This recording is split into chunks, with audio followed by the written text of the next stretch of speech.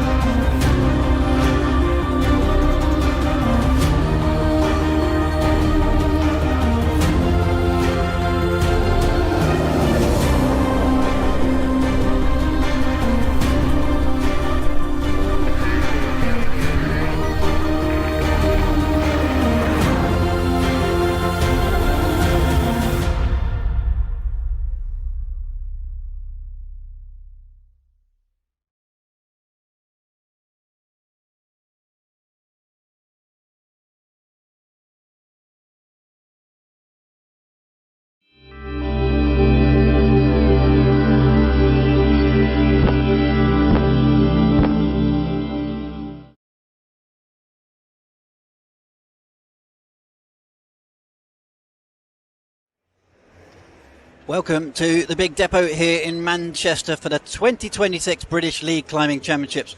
We're live for semi-final action in both the under-17s and senior categories, where the pressure here today is very real. One route per category, and by the end of this session the field will be cut down to just 8 athletes in each category heading into tonight's final.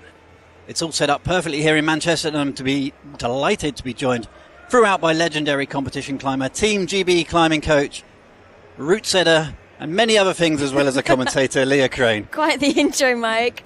Hello, and good morning, everybody at home. Leah, the routes in front of us look incredibly impressive.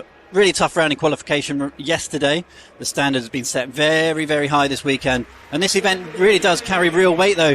For the seniors especially, it's not just about the national title. It's about positioning yourself for GB team selection. And this makes, for what I said, a high-pressure weekend. Yeah, and I think with the double sting, like you said, it's selection, and it's the British title.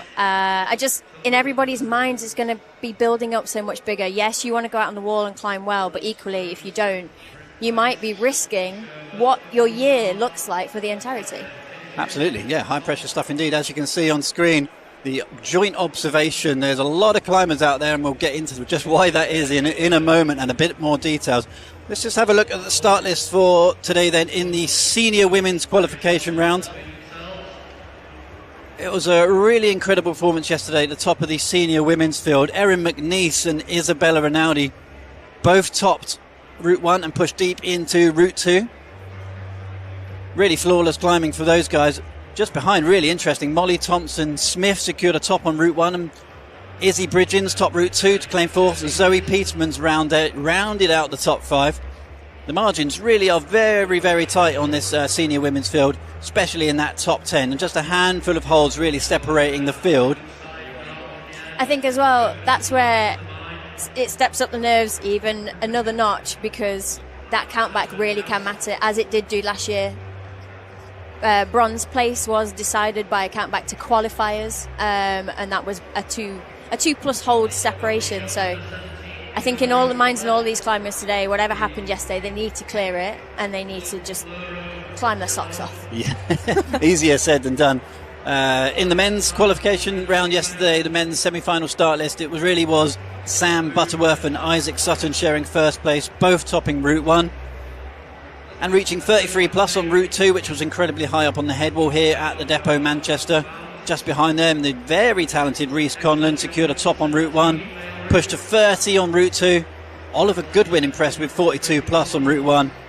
And to take fourth, Sam Hammond rounds out the top 5 in the senior male with 41 plus and 25 plus respectively.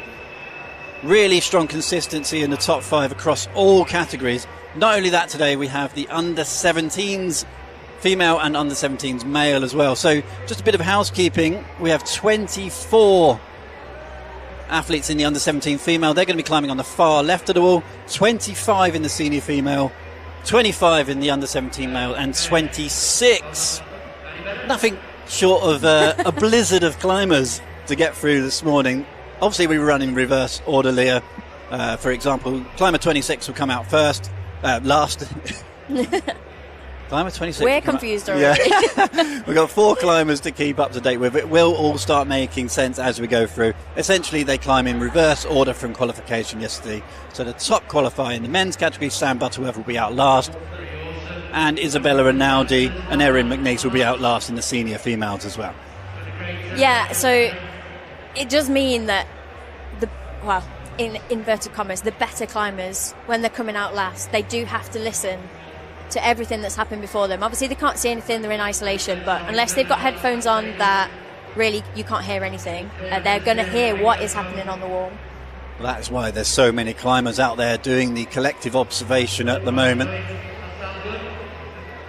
24 plus 25 plus 25 plus 26. There's going to be a lot of action on your screen. We're going to do our best to keep up with it and to keep it clear as to who's on and how far it got and what that actually means for each individual climber. Yeah, what is exciting about this morning is the routes and the venue here look absolutely amazing. Bit of housekeeping then. On the far left-hand side, it's going to be the under-17 females. They've got this sort of really funky yellow and pink-looking route. Next to that, in the blue and red route, is the senior female. So the women are off to the left-hand side of the main overhang here. Towards the right-hand side, it's the under-17 males in a collection of different colours, but mostly sort of yellow and orange. And to the far right is the senior males in black and white holds. And Leah, in the seniors especially, there's some huge names here and quite a lot of internationals. There is, and I think there's 2 kind of old faithful names that have come back to the comp this year, which is Molly Thompson-Smith and Jim Pope. Jim was actually saying he's not competed since the Olympic qualifier. He put his shoes down at that point and just went climbing on rocks. So it's really nice to see him back, and he actually wants to be here just because he loves doing it. And the same for Molly. She wants to get that comp vest back on and just have a go, not because of the pressure anymore, just because that's what she does and that's what she enjoys. Obviously online and social media, they've just been sort of suggesting that they're here for the good old days.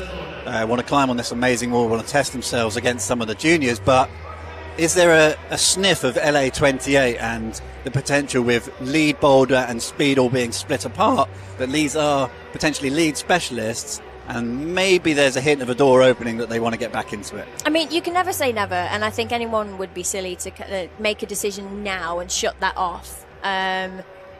Just to see what happens, because you don't know how you're going to feel in a year or 2 years' time. You might actually feel like you're back on top form. Equally, you might feel so burnt out from comps that you never want to do another one again. So I think it's nice to keep a door open and to keep options open, and that's the great thing about climbing is experience goes a really, really long way, as well as ability. Potentially they would not have had the new challenge that they're up against here, which is the younger generation coming through. If we look at the women's field, Isabella Rinaldi topping up their qualification alongside Erin McNeice. Obviously, we know Erin's just absolutely blitzing it in 2025 across the international stage. World Cup wins there.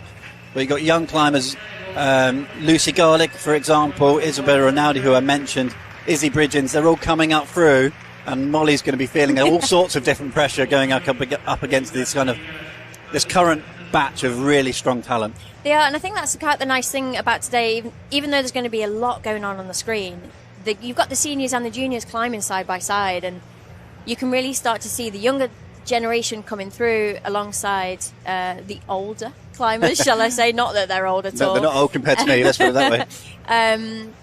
But yeah, it adds another level of pressure, and I think that the more that climbing is on the screens and the Olympics is involved and everyone's just getting so psyched, it makes it so that when you do get some of the young whippersnappers coming through and biting at the heels of the climbers that are in the main spotlight now, it makes it exciting, but it also pushes everyone else forward. So yes, this is the British League Championships and it's the selection for the event, and the first World Cup isn't until July. So today is really going to shape what some of these climbers' year looks like.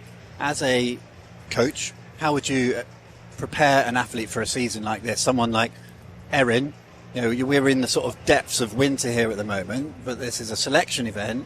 I guess Erin has automatically got the selection due to her performances last year, but somehow she still want to be here. Psychologically, she's going to want to perform. But then she's got potentially a few months break before hitting the bouldering World Cups and then the lead.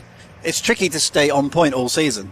It is, and I kind of hung up my coaching hat a while ago, but relating it back to when Shauna was climbing and competing, obviously it was a little bit different because it was all three disciplines, but you really have to keep a really calm, level head. And yes, this is a selection event. Like you said, Erin is already selected. So for her, this will be, in my mind, a training event. This will be to test a few things. Maybe she wants to see how she feels in comp, or she wants to, she'll have some kind of like comp goal, whether it be more decisive, move quicker, whatever it is. I don't know. It's a really good comp training ground. Now, obviously not everybody gets that luxury to use a comp as a training ground. Everyone else is here who's gunning for their spot on the team and on the podium. So the climbers here are having to peak in their training for this event. And then if they want to do lead only, they need to peak again if they're selected in July. So working alongside their coaches is really about maintaining health, maintaining performance throughout literally the entire season, because they've been training all winter. They've been getting their head down. Hopefully they're feeling tip-top today. They're going to do the best. Some of them are going to get selected. And then it's about getting their head back down again, not getting injured, and starting their season as best they can. Really interesting insight, Leah. Fantastic to have you here. So much experience, and we're going to lead into that as we go through this semi-final round. As you can see, the first climbers are just getting themselves ready. They've been through their 6 minutes collective observation, and it will be a 6 minutes climbing time at the start of this competition. Climbers represented from all across the country have descended here to this relatively new venue. British Championships was held here last year, but still a very, very impressive facility. Isolation zone is essentially directly opposite behind the lead wall here in the bouldering area. Come to a holding zone, which we can see just there to the right of the main face, and they'll be getting somewhat nervous, I imagine. I was going to say, you can see these nervous knee taps coming in. I do remember, it's been a very long time since I've tied on a rope. However, I do remember sitting on that chair, putting your number on, making sure it's all right, making sure you're not tied properly, checking, sure double checking, triple checking. Get spiked by a safety pin just before you start. Yeah, you have to get somebody that you trust to put that on. And I guess this is part of the process that you can't really practice it. Yeah, you can get a chair out and you can sit down and tie in and all of that, but you just don't get this environment of pre-comp nerves in training. It's really hard to do that, which is why I was saying, you know, if Erin is using this as a training event, even though it's competition, it's kind of like a comfy place to be. That was a little cameo of one of our route setters, Zoe. But yeah, these young climbers are going to be literally sat side by side with, you know, Molly has won this competition 5 times. She's made 3 IFC podiums.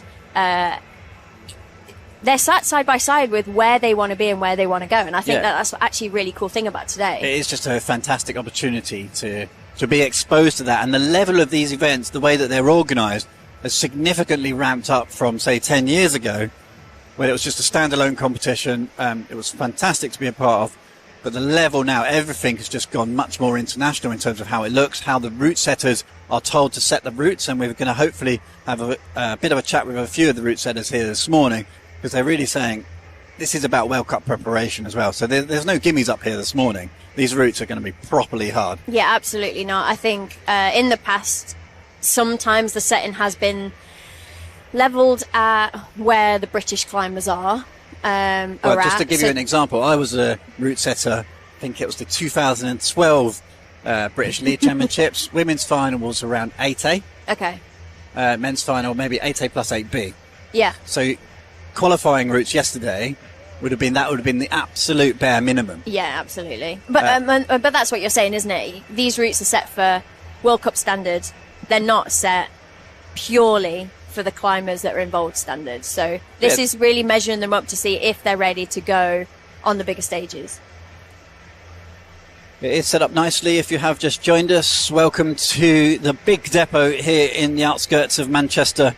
This is the British League Championship semi-final round. We are with you for the next couple of hours, so get yourselves a cup of tea, a few biscuits, bit of breakfast if you haven't done that already. We have the under-17s and the senior level British League Championships live throughout this morning, and we're going to get down for roughly 25 climbers down to just 8 in each category for tonight's final. It does look like they're bringing all 4 climbers out at the start, so that will mean that some of the climbers later on at the very end of the round may be climbing on their own. Here we go, we're kicking it off. Oh, now, Mike, I'm a bit nervous. Yeah, I'm nearly as nervous as those guys look at the moment. So, looking from right to left then, Tom Jenkins in the blue tank top. Is that a tank top? Vest? We'll go with vest. Yeah. Tom Jenkins will be starting on the male senior right on the far right on the white and black. We'll get very familiar with these various routes and the elements of them as we go through. Oliver Ray, under 17 male, with the red-white spider climbing wall t-shirt, starting his campaign on that sort of mint and orange routes. To the left, Martha Frost-Mullen and Zia Hazel will be on the far left.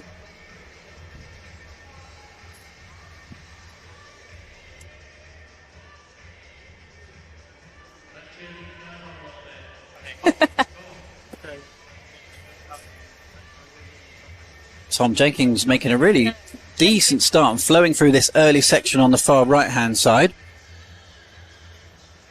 Good to see the Castle Climbing Centre squad represented on the left hand wall there with Zia Hazel down in London, my local facility.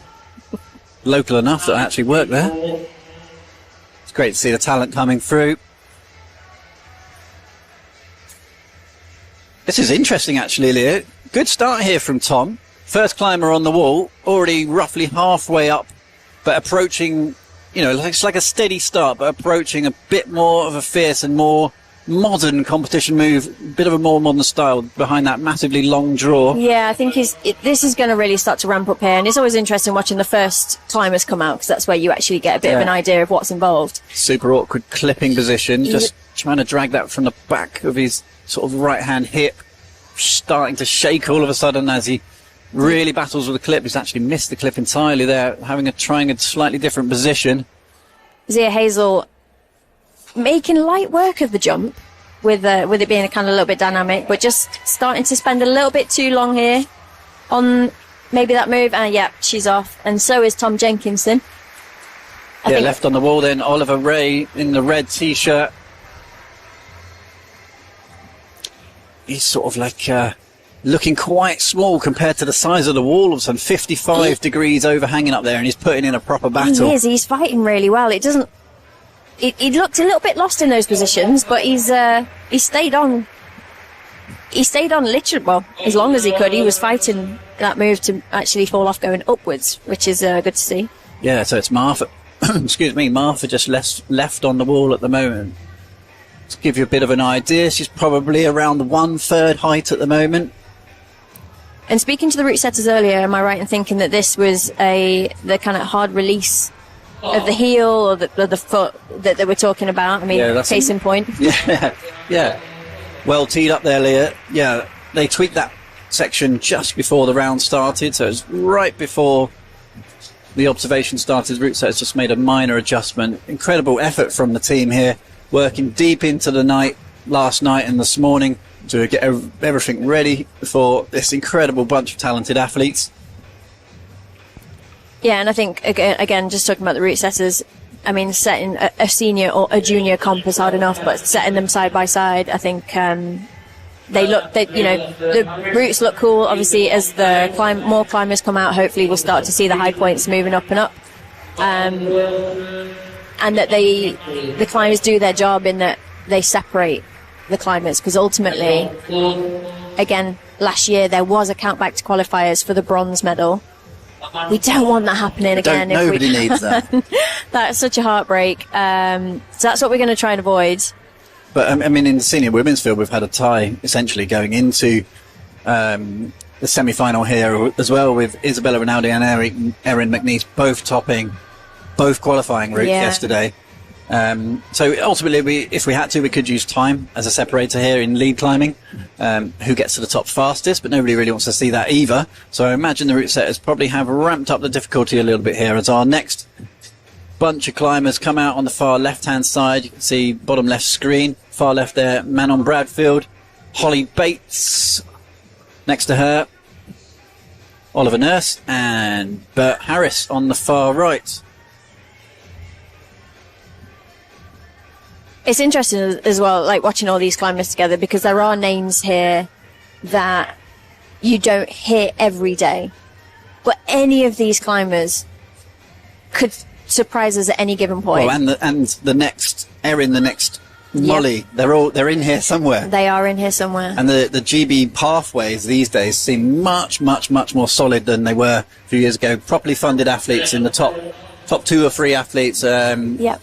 There is better support and a more organised system available now to start to see GB really pushing through into the senior level World Cups, like we're seeing with Erin, especially Toby Roberts, obviously, who's not competing this weekend. But they are really pushing the top end of our sport at the moment.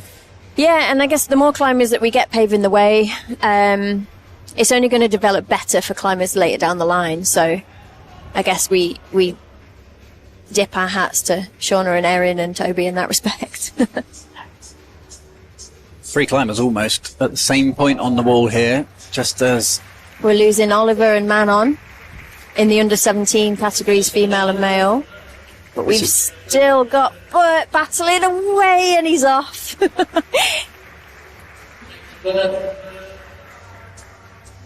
Holly, just trying to figure out this section, and I feel like every time I talk about them, they ping off the wall. I promise I've not got a little gravity shooter at them.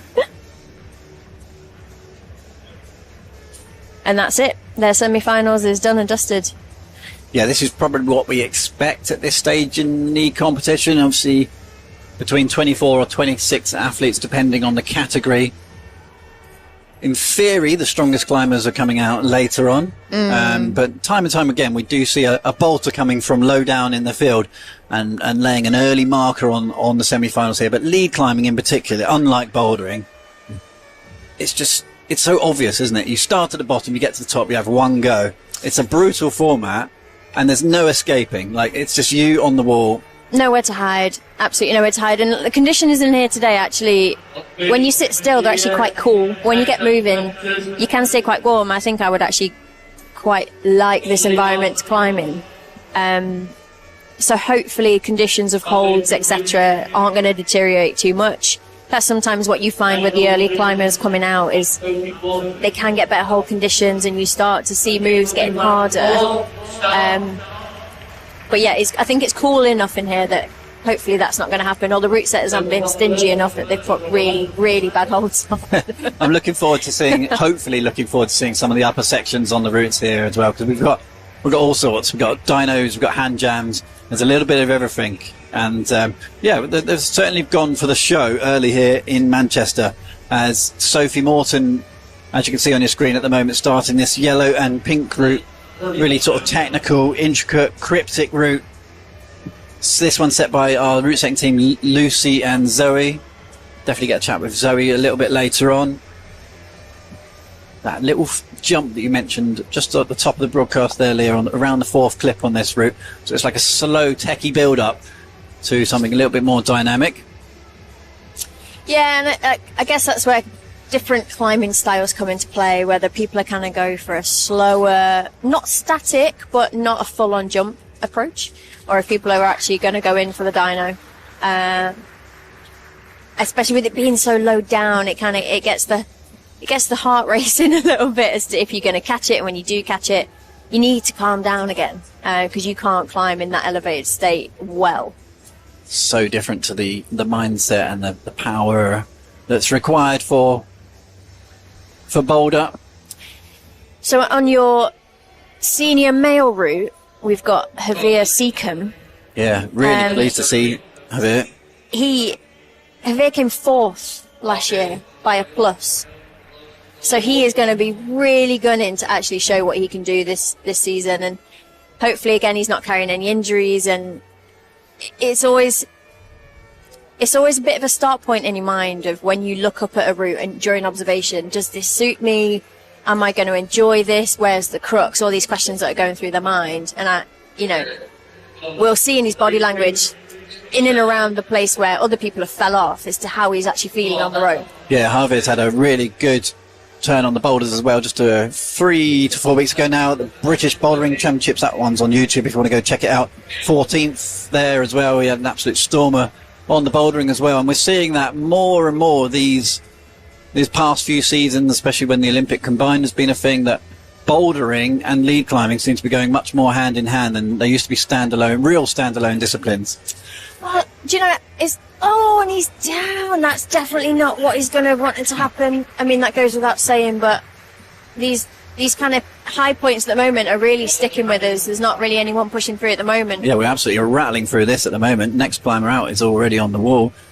Niels Schjelberg in the under-17 males, wearing 29 again with the white spider climbing wall down. I was going to call it London, sort of south of London. It's probably still London. London's pretty big. It's a pretty big place, isn't it? Wiggling his way up this kind of techie start is the lowdown of what we got for this, wasn't it? It's kind of insecure,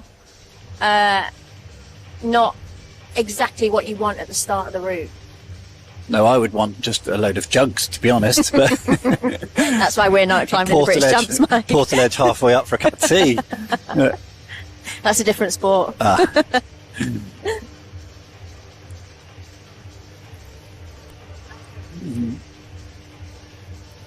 Wearing 163 then Hannah Hunt. Starting to see Hannah much more on these bigger events. 15th last year, 20th at the British Bouldering Championships a few weeks ago. I actually saw Hannah here in this venue directly after the semi-final round at the British Championships, so she was here training next competition in mind straight away. Really good fight there from Niels. Yeah, going back to what we were saying about the route setting style, do you think that that's kind of changed with it being almost so bouldery now? We've got climbing down, we've got dynos, you've got all sorts going on, and it's almost like bouldering on a rope, but you've got to be fit enough to stay on 5-6 worth of boulders. Yeah, there's certainly moves that we'll see here today that you would have never have seen on a classic resistance style endurance route, say 10 years ago. And there are bouldering elements creeping into lead climbing all the time, which is a really good adjustment in the sport, in my opinion.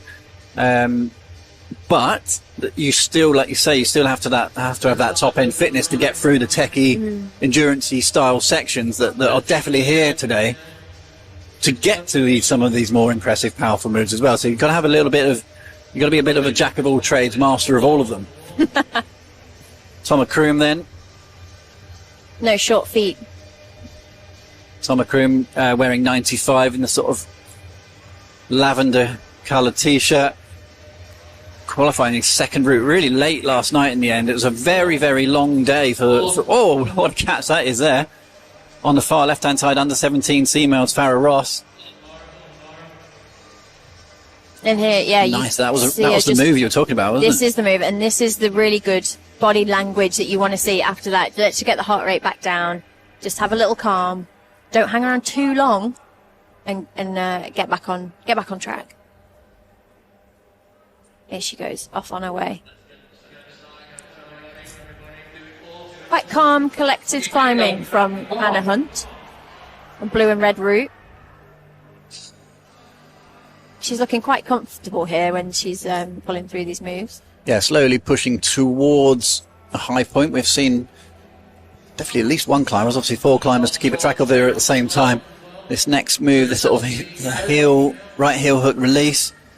As Thomas pushing towards that really awkward long draw on the far right hand side of this steep 55-degree overhang. It's an absolute beast, this midsection of the wall. Tom looking solid. Oh, just as I say that, literally as I said it. Hannah Hunt goes on that same crossover move. Farrah Ross digging in. Pulling shapes, well saved. Yeah. Really good fight here. Every single hold counts for points. Every single move counts as well. So because she had upwards momentum and inwards momentum of her hips going to that next move, I haven't got live scores in front of me, so I can't confirm it, but she will have got a plus for that, which again, that can be the difference between a medal and not. Potentially not that low down on this route, but yeah, basically you're fighting for every still single move. The same. Yeah. This looks a really awkward move here from Max Armstrong. Doesn't look very obvious. Like the holds are there, but they're kind of everywhere. Yeah, it's very difficult to tell between what's a foothold, what's a handhold, what's a big sort of volume to stand on. And that'll be something that comes into play with route reading, experience, what we've talked about before with, someone being really, really capable and fit, but if they just read it wrong or they've got a bit of an error, they mess up a clip, that kind of lack of experience could really hinder them.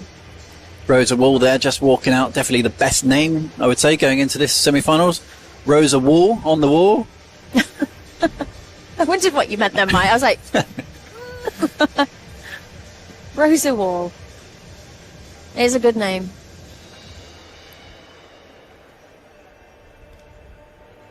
Rosa Wall. Leeds?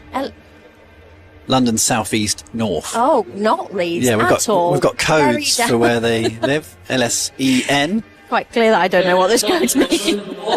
Put my MI5 cap on. I believe that means London South East North. That's referring to the different regions where the climbers come from. I think it's easy to know, like, in the local area, in the local wall, you start to know these local climbers. But yeah, when we get the climbers from like down south, which is what we've just seen, it's not always names that we hear all the time. So Rosa 2 clips in then. This one is 10 or 11 clips to the top. Oh, look at that flexibility there on the left heel. Classic route climbing style, just working the rest, finding different resting positions. Daniel Shine on the far right now. in the senior male on the black and white route. Henry Haynes just to his left. Henry just getting the first clip in now, just starting. On the far left, Tilly Roberts.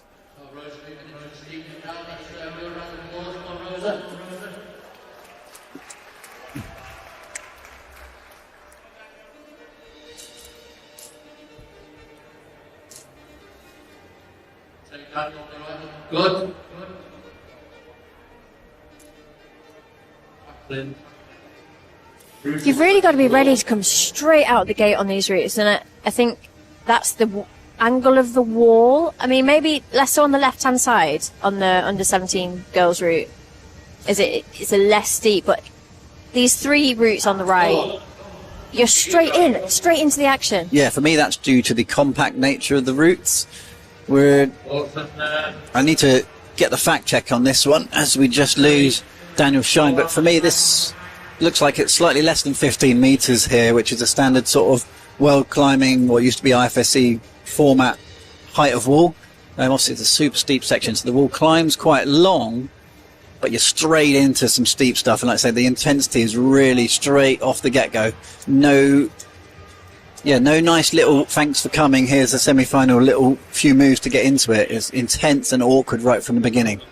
Just losing Tilly Roberts there too. And we can see clipping is such a crucial part of lead climbing. Almost the clips become more of an element to concentrating on the moves themselves. I mean, it should be something that they're all training anyway. I think Rosa Wall, we've seen this a number of times on this attempt so far. She's really using her feet quite carefully. Sort of left toe hook, almost looks like she's about to go into a bat hang there. This is where the indecisiveness can really... Yeah, it's a bit tangled up there. Whoosh. Zap you down. She is okay on that fall. Yeah, she's fine. I thought she'd really seemed to struggle to get into a bit of a flow on the route. Was using the feet really carefully, but like I say, the routes are so awkward and burly, technical. Just couldn't quite get into that nice rhythm that potentially she might have been looking for. Be really interesting to know, not that we ever will, but like what their warm-up was like. You know, did they warm up in control and comfortably and nice lead climbing, or did they climb up with a bit of punch in their step, doing moves that don't feel nice, they feel a bit risky, because that is what you're going to get out here, and there's no practice. There's observation, sure, but there's no practice. George Hammond then, with the grey t-shirt on the bottom left of your screen at the moment. He's a big dude. He is very tall. Just looking over the wall, not actually on my screen here, and he's a lot taller than the climbers that we've seen on this route so far. Yeah, climbing's very, very varied sport. Traditionally, some of the stronger climbers, sort of Japanese team especially, quite short, but certainly doesn't... well, just about to... I'm going to eat my own words there, because he's literally just tried to skip two moves. Nearly messed up his clip. I'll redesign that sentence to say, usually everyone seems to be in a similar sort of boat, and you have to use those different strengths and weaknesses in terms of height and weight as you progress through the route. Yeah, for sure. It can definitely work with you and work against you. We'll see if he can make any more headway through the crux section that we've seen a bit higher up in these next few moves. Getting to the white pocket, I think, will be a high point at the moment. Yeah, it seems to be quite all right, this senior male route, to get through to the pockets at the moment. It's very tensiony, as we're going to lose George through that section. But the route, I mean, the depth of the field here is just incredible. From those coming up through the ranks of the junior teams into what is potential World Cup medalists, European champions, that sort of thing, with the likes of Rees, Conlon, Sam Butterworth. People have been really pushing it on the international stage recently. So we've got a long way to go on these routes, that's for sure. 36, that's Eva Smith. Looking pretty relaxed at the moment. Next to her, I believe that's Emily Chan. Really good decision there on route reading. Just to move her right hand over to the left side of that volume so she's closer. Making really good decisions. And moving well because of it. I believe we've got a high point on that. right now. Potentially the route on the left is actually quite hard to read from the ground. They've had that 6-minute observation period, but we've got this sort of like really impressive lighting scheme here. It's quite different to a natural lighting that you would get in the gym normally. The blue with this sort of really, really bold spotlight on you, and they're very bright holds. Sort of reminds me of some sort of refresher bars you get from the ice cream van or the the corner shop. Big battle here. This is brilliant from Eva, and she is reading it well, even in these tricky conditions. She can just keep up this momentum of moving, making the right choices. Nice, powering up into that left hand. Oh. High point from She is. Eva.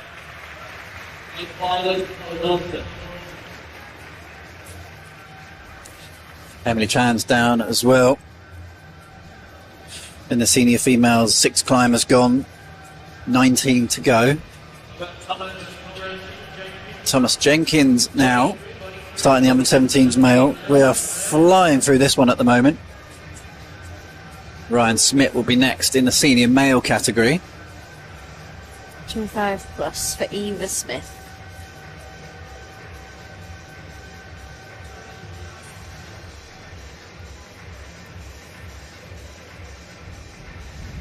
We do have live scoring on the BMC results page, so if you do want to head over to there on your phone while you're watching, just so you can see who's actually pipping ahead. If you have just joined us, Mike Langley and Leah Crane here in the commentary position under the massive lead wall at the big depot here in Manchester. This is the semi-final round of the British Lead Championship, so it's the title is up for grabs in the seniors, and selection is up for grabs in the under-17. Selection to the Team GB Climbing. What do you call it? GB Climb, not Team GB. It's different. I've really enjoyed watching the Winter Olympics this year. Incredible to see climbing itself pushing into the LA Games coming up in 2028. So much to look forward to in climbing. Feels like we're in an incredible position now with our sport. And events like this feed all the way up into that.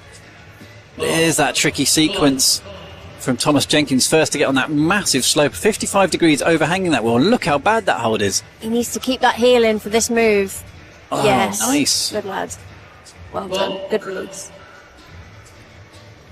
It's so important to keep tension here. I think if your feet are coming off, I mean, you need to do a true hero move to stay on at this point. The route setters definitely haven't intended that part to be footless. A little bit different though on the senior male route. You can see Ryan. You can see Ryan cutting loose, fighting, battling with these pockets. He's Power giving us a show. Come on. Yes. Effort. Good effort. Good effort. Yeah. Fair play. Proper try hard noises there. That's what we want to see. He can go home saying he gave it 100%. Yeah, for sure. Audrey Frederick starts on the refresher line.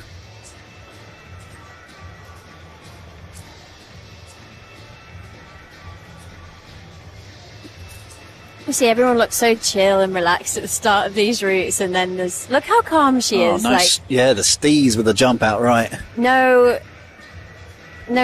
spending of energy there, no expense on that move at all. It's amazing how many times in professional sport somebody makes it look easy, although they're absolutely gassing. She might think completely different in her mind. She might be having a panic, but she might be now, because just missed that draw. Palm on the wall. Just a little reset moment, trying to find the right clipping position. Oh. Again, clipping could be crucial here. The amount of times we've said that. Really got to focus on the clips. Make that part of the climb. And it's a skill set in itself, not necessarily just doing it, but the decision-making part of it. When to do it, where from, positions, and tactically, do you do another couple of moves to clip higher? Kiara Lawler wearing 191 on the big screen top right at the moment. Wearing a Dublin vest, so we got a bit of an Irish contingent coming over. Yeah, that's why the numbers, it's supposed to be 24 to go through to a semi-final round. traditional world climbing format, but when we've got an overseas competitor, the number bumps up. So we take 24 Brits through, and Knowledge. that's why we've got 25. Knowledge. Eli Hook just making a start then. Imagine in that position there. If you look up from that point onwards, absolutely terrifying. It's massive.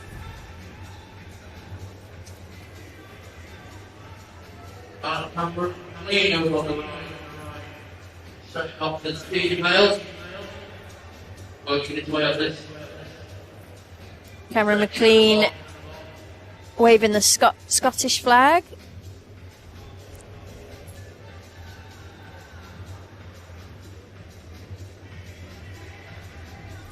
Cameron with a 32 plus and a 19 plus.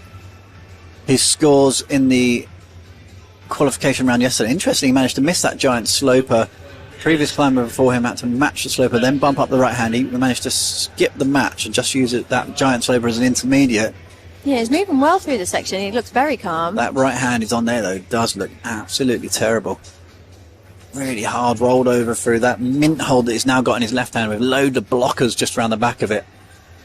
Ramping up the intensity midway through this massive steep section. Yeah, using a lot of power here. It'd be interesting to see if he can find a spot to get a bit back after he's got through this intense bit. Holding his head. I think he knew he had more in the tank for that move.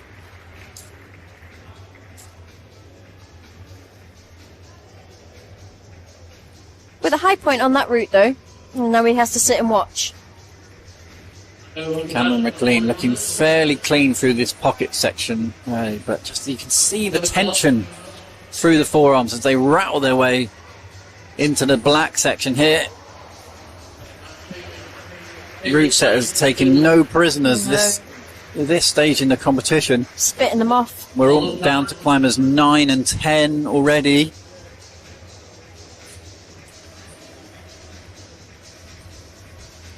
Molly Roberts on the far left-hand side now. That's her on the pink and yellow route. And talking about a fast competition with, people falling off, not low down, but in quick succession, and the next climbers coming on, is all the climbers in isolation don't have an actual start time, so they need to be ready, on it, warm. They could have half an hour, 40 minutes, they could have 10 minutes, who knows? Yeah, that must be a really difficult thing to deal with for athletes. They've got to be kind of on point and ready to go at an unspecified time. Again, if they've not practiced it, if they've not worked with their coach, if they've got one, to be ready at the drop of a hat, or go when they're not ready. And tough, that's the card you've been dealt on the competition day. Who would want to be a competition climber? Absolutely brutal. Caitlin Fletcher there, that same move. Really good getting the plus though. That was good tactically for her to make upwards movement for her there, just to gain the plus.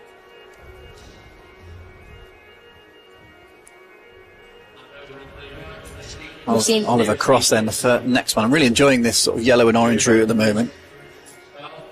It kind of looks, I don't know, from here, a bit unpresuming, and then you see someone on it, and it looks savage. Yeah, look at that next hold. He's just about to go up to with his right hand. It's just a sloping plate. I mean, I thought that was just part of the feature of the hold, not a hand hold. Not something you're actually supposed to hold on to. No. Let's see. Just having a little search around. Surely that can't be the hold, he's thinking. Here Then go. bosh. Oh. Jump up. Maybe just a slight rushing of that move. Theo Stevens on the far right-hand side now.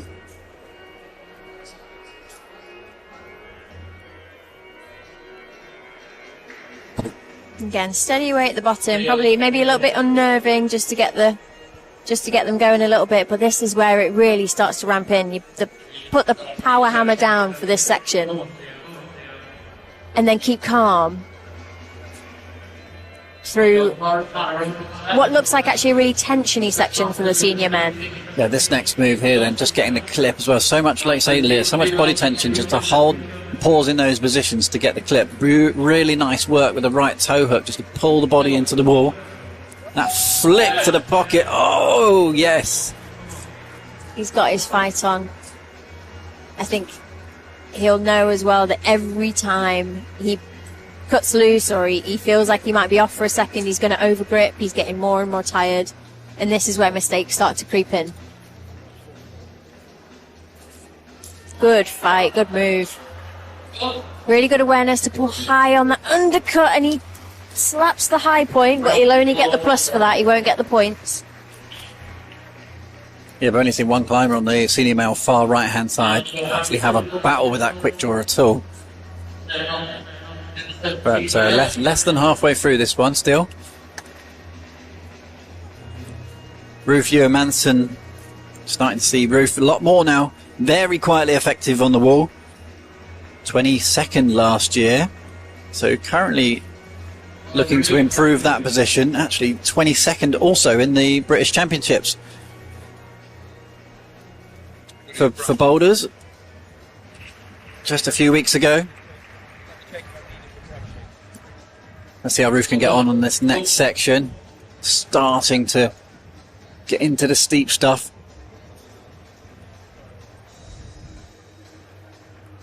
Just to her right, Harry Tyndall.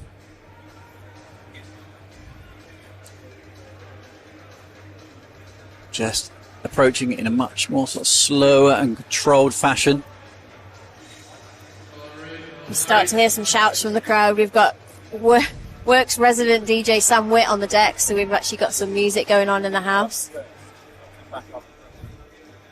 I think it gives a nice atmosphere when you've got someone that actually is responsible for the tunes. I think he might be emceeing as well at the same time, actually. I think he's doing the intro. Sam's dulcet tones as well as the techno. It's a unique combination.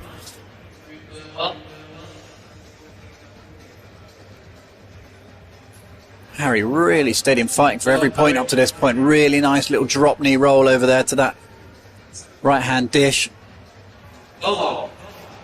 Ruth looking very relaxed at the moment. Yeah. Top of your screen at the moment. Well, both sides of the right hand screen at the moment. That's Ruth Johansson. Really good straight arms for chilling out on. Really good straight leg for not having unnecessary pressure through her legs. Harry nearly blew up a gasket getting into that right hand undercut. You could hear the puff as he hit the hold from there, but he manages to progress. Good little fight from Ruth. Harry just popping his head back to get that clip. The route set is really not giving anything away at the start of these routes.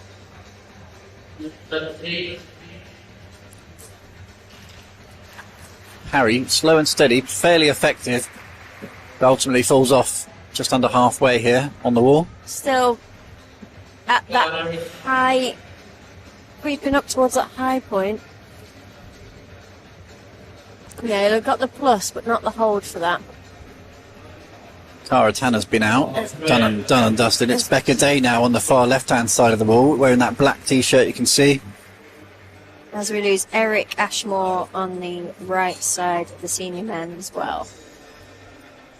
Everyone's coming in hot with these routes, aren't they, on and off? Yeah, shortly the route setters will step in for a cleaning break on the holds. Luckily for them, in some ways, not really going to have to go much past halfway. Nothing really troubling the scorers above half height on these walls at the moment, especially with the slopey nature of a lot of these routes.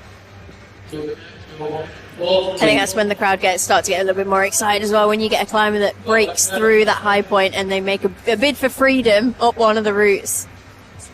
Becca Day does well to release that left awkward looking heel hook that she had in place there.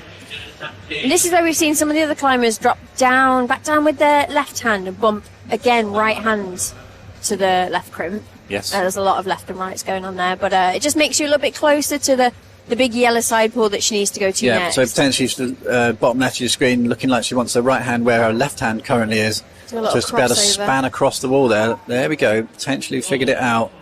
Feel the cogs turning from here. Really awkward cross through now that she's got to do. Goes to cross under. Yeah, nice. Easy to cross, but hard to unwind. Oh, tension across the shower. Get the feet up. Get the feet up. Shoulders being put under a lot of strain there.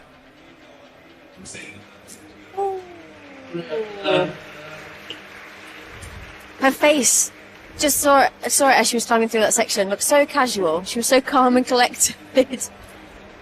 Almost looked like she was just going to keep on climbing. Wearing 174, Ember Mulhern. Really looking forward to seeing her super powerful style. This under 19s lead and Boulder team. 13th at the British Bouldering Championships 3 weeks ago.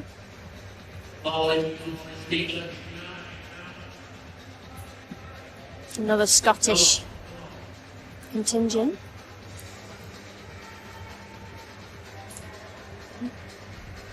I've even seen Ember at one of the Blockfest events down in London fairly recently, so she's getting around, sampling events from all over. Finn Kurzweil on the right hand side, he's going to be starting just on the wearing the sort of sage coloured t-shirt, wearing 1, 2, 3. He is incredibly talented and had a really good run at the British Bouldering Championships from the Exeter area. I think as well, like going around and getting done as many competitions as you can, you can't underestimate the experience that brings from the minute that you walk into the wall or the prep the night before packing your bag to warming up, doing the comp and the results. It's so invaluable. Marley Lynch looking pretty strong in the midsection at the moment. He actually has a really good use of his thumbs on these big pinches. Just hesitating on the draw there again, clipping positions becoming really tricky. Double undercut, absolute burnout on the biceps as Ember drops in that similar position. The scores racking up all very quite similar on the senior female line at the moment. There's Finn, one of our sort of earlier bigger names that we're seeing on the wall here. Second climber to start trying to interact with this draw. He's gone high to the pocket. That is the high point that he's got. Let's see now. Looking much more casual when it comes to this draw, but it is awkward, Leah, isn't it? The draw's almost resting on your stomach at that point. You can touch the draws. You can grab it and clip it if that's running through their mind at the time. It might just be muscle memory of grab the rope and clip. There we go then, popping up to the left hand. What's he going to do? Finn goes for a 1, 2, 3. Close. High point from Finn Kurzweil from Exeter. Really nice stuff. This is exactly what you're talking about, Leah. A slow power endurance build up into a really modern bouldering move. So paddle dyno potentially there. 1, 2, 3 on the senior men's category. Really looking forward to seeing how that one plays out. As an Ace Baines on the far left hand side, somebody I recognise from down south. Doing the dyno static. Nice. Different styles. Finn with a high point on the senior men's on the right side. Again, hopefully we're talking to the setter that actually set that route in a few minutes after he's done his brushing duties. Just have a quick chat around what was intended in the route and what it looks like. But Finn was reading, from what we've heard, was reading that perfectly. The execution wasn't quite there, but he does have the high point on that route. There's one of our first route setters there, getting the brushing duty underway. Mikey Cleverden. Team absolutely grafting here this weekend. So after 12 climbers, excuse me, the under 17 male route is just paused whilst the route is cleaned, and this is looking really good on the left hand side here. It gives an opportunity to focus on an N.A. Baines.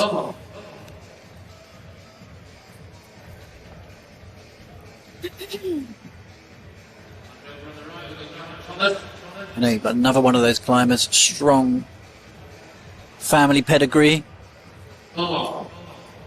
Just starting to approach the high point here. Yeah, she's on that, and its next move will just pop her into the lead so far. And there we have it. Close with the right hand. Yeah, we've seen one other climber touch that hold. Good stuff.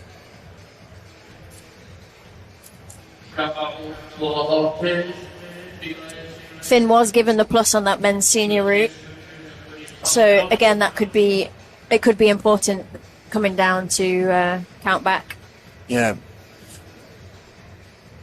26 climbers in that category, senior male to get down to just 8.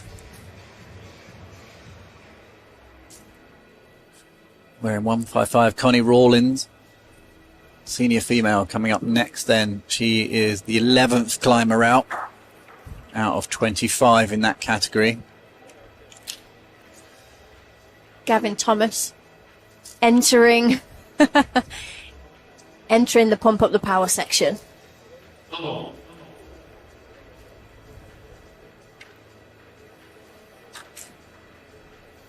that left hand is just a horrible little ratty crimp that's blocked by the volume. It's like a tension on the left foot. 55 degrees overhang.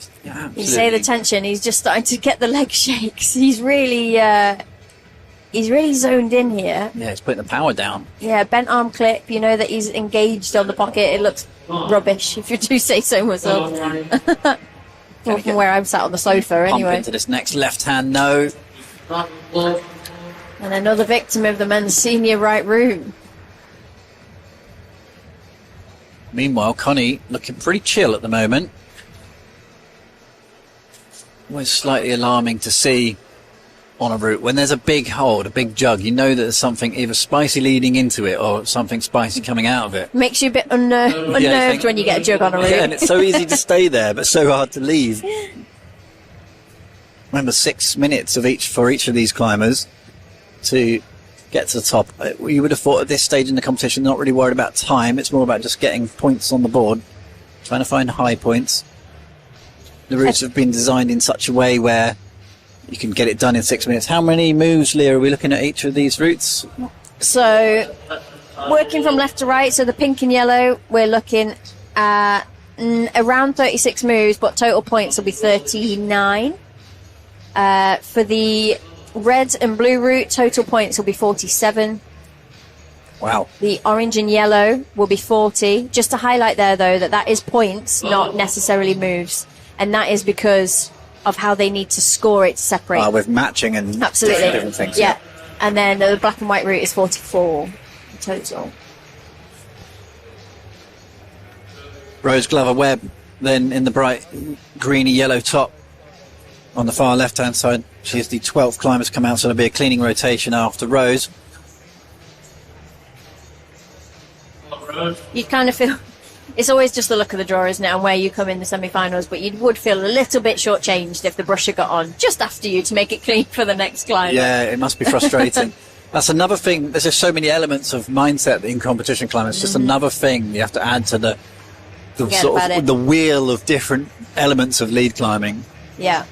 Be ready for anything. Train everything. Look at that battle there from Rose.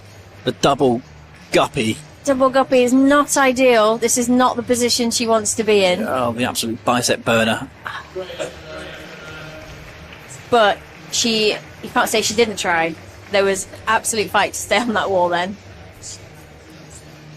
And instead of dropping off, she moved upwards, so she will get the point. She will get the plus. I know I keep banging on about that, but again, it's so important to separate. When you were coaching Shauna Coxey leading up to the Tokyo Olympics, were you were looking at the minutiae detail of everything when it comes to lead climbing? Yeah, like there was no space to hide. Yes, it was a triple event, so there was a little bit more wiggle room in that there was more to combine. Even the word, it was combined. However, it goes without saying that the higher you got in your points, the better you were going to do on the draw. So yeah, with that multiplier effect as well. It was each savage. Position was massive. Yeah, and when you're at that level, every small detail matters. You can't really leave any stone unturned. But I think the great thing about Shauna was she has so much experience. It was almost like she'd unturned a lot of those stones anyway. So it was really refining what she already had and learning to speed climb. The small matter of learning to speed climb. Yeah. Sarah in Wednesday wheels then. Third in the under-17 category last year. She was on the podium here, but stepped up an age category. She's now into the seniors. 24th at the British Bouldering Championships just a few weeks ago. He's competing internationally. Another climber from the Exeter region, as we just saw with Finn Kerr as well.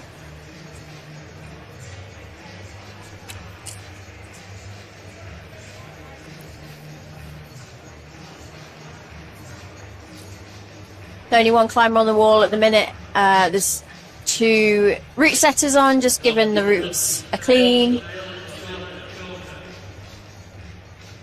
So really good opportunity to focus in on this senior women's route. We've seen a lot of detail lower down on this route. There's that punch move up to the really positive hold. Cleaning break finish now on the under-17 male category. Another strong name for climbing, Dylan Chalker. Love it. I like that you're spotting these as well.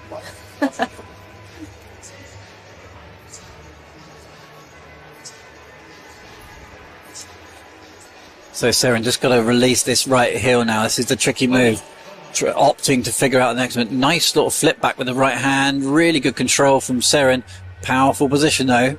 Paused halfway through that release. There's a lot of work going on mentally to try and figure out this next sequence. Looked like she kind of forgot to clip there and then corrected herself. But again, she's good she's punch keeping over. herself together. High point here on the senior women's route. Match it. Yes. Here we go. Crowd really lifting all of a sudden for Seren. That's a sweet move up and right to the blocked crimp. Yeah, that's a really good bump there in that she didn't use that crimp. She kept her momentum going. Interesting in the wall here, the angle just slowly eases off from this point onwards. But the head wall is supposedly incredibly intricate, really hard to read, and the holds get very, very bad. Sort of tooth pinches after all that steep climbing. Fantastic, really setting a high bar here for Seren. Pumps outright. Good work from Seren Wednesday Wills. I think she'll be pretty pleased with that when she hears the crowd reaction. She knows that is a good effort. Roughly halfway through the competition. And pushing that high point much, much further than we've seen so far. Yeah, really good to see that breakthrough of those moves, and we can actually see a little bit more about what's in store higher up. I feel like she had a bit more in the tank there, but the moves almost got away from her a little bit. She looked a little bit unstable, and she had the kind of presence of mind to pop. Yeah, really unforgiving sequences as well. The next hold it's going for is like a blocked pinch as well. So every single move just ramps up and up and up. That classic lead climbing competition where it just constantly gets harder and harder and harder. Yeah, like you said, the wall angle does start to forgive, but the holds don't. The holds get worse. Interesting kick out for the left foot there from Dylan. Went for like a leg chop out left before trying to press into it. It was the left foot that just zinged off. Huge, giant yellow blobs to stand on, but they're actually really slopey. I mean, they are huge, but it also means that it doesn't give you a specific spot to stand. So it adds in an element of decision making that actually it would be just a whole lot easier if they'd have put a little hold on. But that's aim of the game. That's why they do it. Element of confusion. Next route setter starts up the wall for the cleaning rotation. Lucy there. Monty James, well, also wearing white spider. We've seen good representation from the southeast here in Manchester. He was at the British Bouldering Championships across town just a few weeks ago as well. Another very sort of taller climber, slight frame.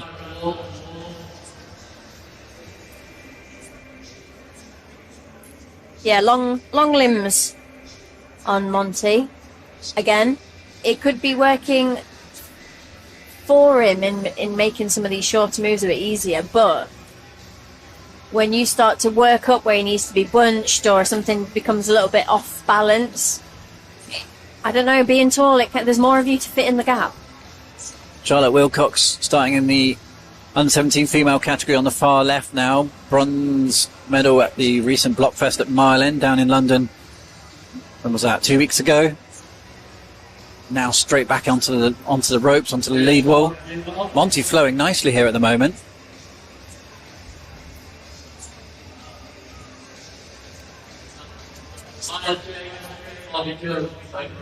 Charlotte on the left still looking composed whilst Monty pumping through this earlier section and does fall not close, well pretty close to the high point. I'm really pleased to be joined by Kayleen Harker, one of our route setters here. Kayleen, apart from being utterly exhausted, the routes look fantastic at the moment, but it's hard. Certainly hard, yeah. That's kind of what we want to see though when we're watching a semi-final. You know, we're really testing the best athletes in the country. So yeah, tough semi-final. Hopefully, as the athletes start to come through, we will see some high points. Is there any feeling of nerves at the moment? I mean, we're only halfway through. We've got a long way to go, and the calibre of athletes to come is incredible as we just lose Charlotte. Any nerves at the moment, or are you just feeling kind of like, well, let's put it this way. You've set a paddle dyno and a hand jam all on the same route. Yeah, I mean, for sure. As a route setter, you always feel a bit nervous. You know, you want to get the level exactly right, not too hard, not too easy. The first guy out on the open or the senior male route, really good. Yeah, really early high point. It looked like it was a really good high point, and I was a bit worried that maybe the level was too easy. And now we're seeing some people falling lower down. So Yeah, there's a paddle dyno to come potentially. Maybe it's cheatable, I don't know, if you're really strong. And then obviously a hand jam. So lots of tricky climbing to come. Hopefully some athletes can pull it out of the bag for us. Great to see the athletes in the other categories getting high. I think we've had some senior female women pretty high, haven't we? Yes. Yep, mostly sort of pushing towards 2/3 height. Sarah and Wednesday Wills in the senior female just a moment ago, getting into the 2/4 section. Just give us a little bit of an insight then. When did you get here? How long does it take to set championships like this? Okay, so we've been here since Tuesday. We set these final routes on Tuesday, actually. We set them, we test them, and then we strip them. Yes, just a context on that. It's now Sunday, I believe. Yeah, I believe it's you Sunday. haven't seen daylight for a while, but... Yeah, yes. So Tuesday we set the finals, Wednesday we set these routes, the semi-finals, and then Thursday and Friday qualification, testing, all that sort of stuff. We were here all day Saturday for the qualification round, brushing, observing the athletes so that we can get the level right, hopefully. And then we had a really long stint last night. We were actually here till gone 3 a.m. Getting these routes back up on the wall, making some little adjustments. Yeah, it's really, really brutal. An amazing team you've got here as well. Diverse team with different skill sets. Really great team we've had this week. Yeah, we've Max Ayrton's the head setter. He's just always so good. Keeps us calm and on the level. Lucy Ross and Zoe Wood have been great on the team. Amazing to have them. Mikey Cleverdon, of course, and then we've also had Dave from the depot helping us out as well. So really good team this week. It's sort of having a good strong team keeps the vibes high. Well, you need vibes. You need vibes when it's 3 a.m, don't you? For you sure. Need coffee and vibes. Coffee, good tunes, vibes. What's it like setting on the wall then? I believe it's 55 degrees overhanging. You were saying the sort of meat of this wall. It's very, very steep, but quite varied. But it does get into the steep stuff quite quick, and we're seeing sort of powerful and complex starts to these routes. Yeah, I mean, it's really steep for a competition lead wall. That mid section is just so steep, 55 degrees. But actually, we've had a lot of fun with it this week, and we've done some fun stuff. In the final, we've really made the most of the steep, so it's definitely worth tuning into the live stream for that, because it's going to be pretty exciting. So yeah, it's a steep wall. It's really powerful, power endurance-y. Awkward clipping position here for Finn Jackson on the far right hand side top of your screen. We've seen a couple of people having a real battle with that before. This is the move that you talked about, Kaylin. This is the move you set then. You're hoping for a paddle dyno potentially here. Let's go, Finn. 1, 2. Oh, just fumbled it. Yeah, just last night we actually put the blocker in there. You can see the hold on the sort of top right of that middle hold of the campus. He looked like he just hit the blocker. The blocker's actually there just to try to discourage you from going left hand first and matching that hold. So he was just hitting the blocker, but looking good. I'm confident we're going to see somebody through that move for sure and fighting deep into the route. It is looking good, and it's the story of these routes is starting to develop as on the left hand side, Edris, Doyle Woods, and another route that's got quite a lot to it quite early. Really cool little jump here out to this hold. Wow, nice little floater across there. That's really cool. This route is kind of overwhelming to climb. It's really bright, colourful, for sure. Lots of holds and volumes everywhere. It's a really interesting, sort of complex and obviously physical challenge. Well, we're just saying that with these lights as well, it's really, that route pops big time. It's a really really good way of describing it being overwhelming. As if this situation wasn't overwhelming enough. Yeah, of course. I think the camera crew actually were in and they had some UV cannons, and maybe they've actually got the UV there to really make it pop as well. So, yeah, really, I mean, it's really sort of overstimulating sometimes. You're in your first semi-final of the British Leagues Climbing Championships, and you've got to tackle these fairly unique-looking routes.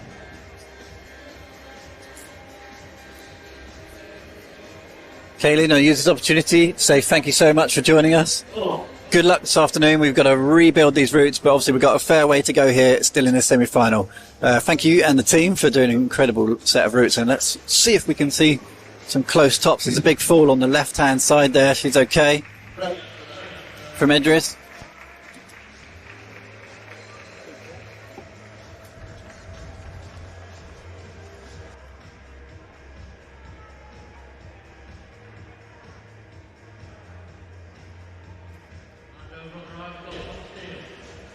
Good stuff from Kaylin. Always interesting to get that insight into what it really takes to build a championships the amount of graft is almost unbearable.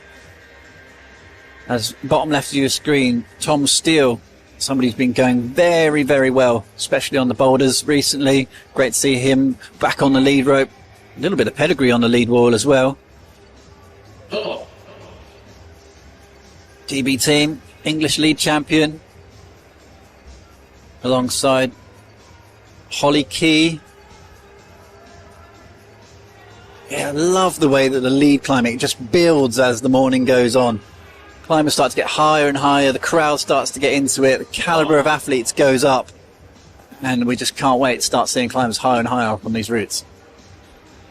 Yeah, the chalk marks start to appear, start to get really bedded in at the bottom, and then start to appear more higher up.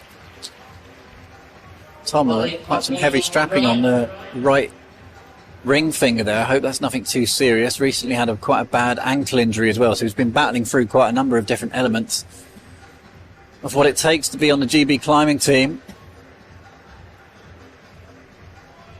Hopefully they were mishaps. Yeah, interestingly, he's missed a lower right foot. He's missed there. Oh. Yeah, I do think that might just be a small route reading area. It's a very positive right foot that he skipped entirely. He might just be kicking himself slightly there. Just missed the foothold. Looked pretty strong up to that point as well. Ben Livermore kicking off his under-17 semi-final.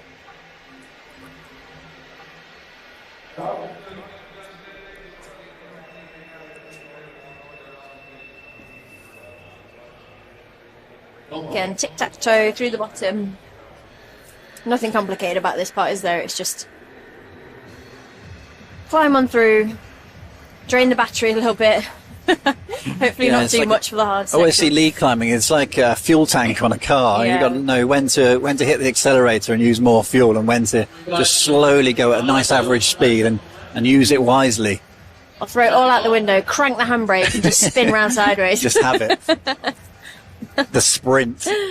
Yeah, 0 to 60 as fast as possible. You do see different techniques from different climbers, different approaches. Classic endurance climbers might just try and measure their climb all the way through to the upper sections, where some just have to put the pedal down straight from the get-go. That would have been me back in the day. This endurance has not been my forte whatsoever. Just going to shuffle a little setup here as we introduce Zoe. Hello. Hello.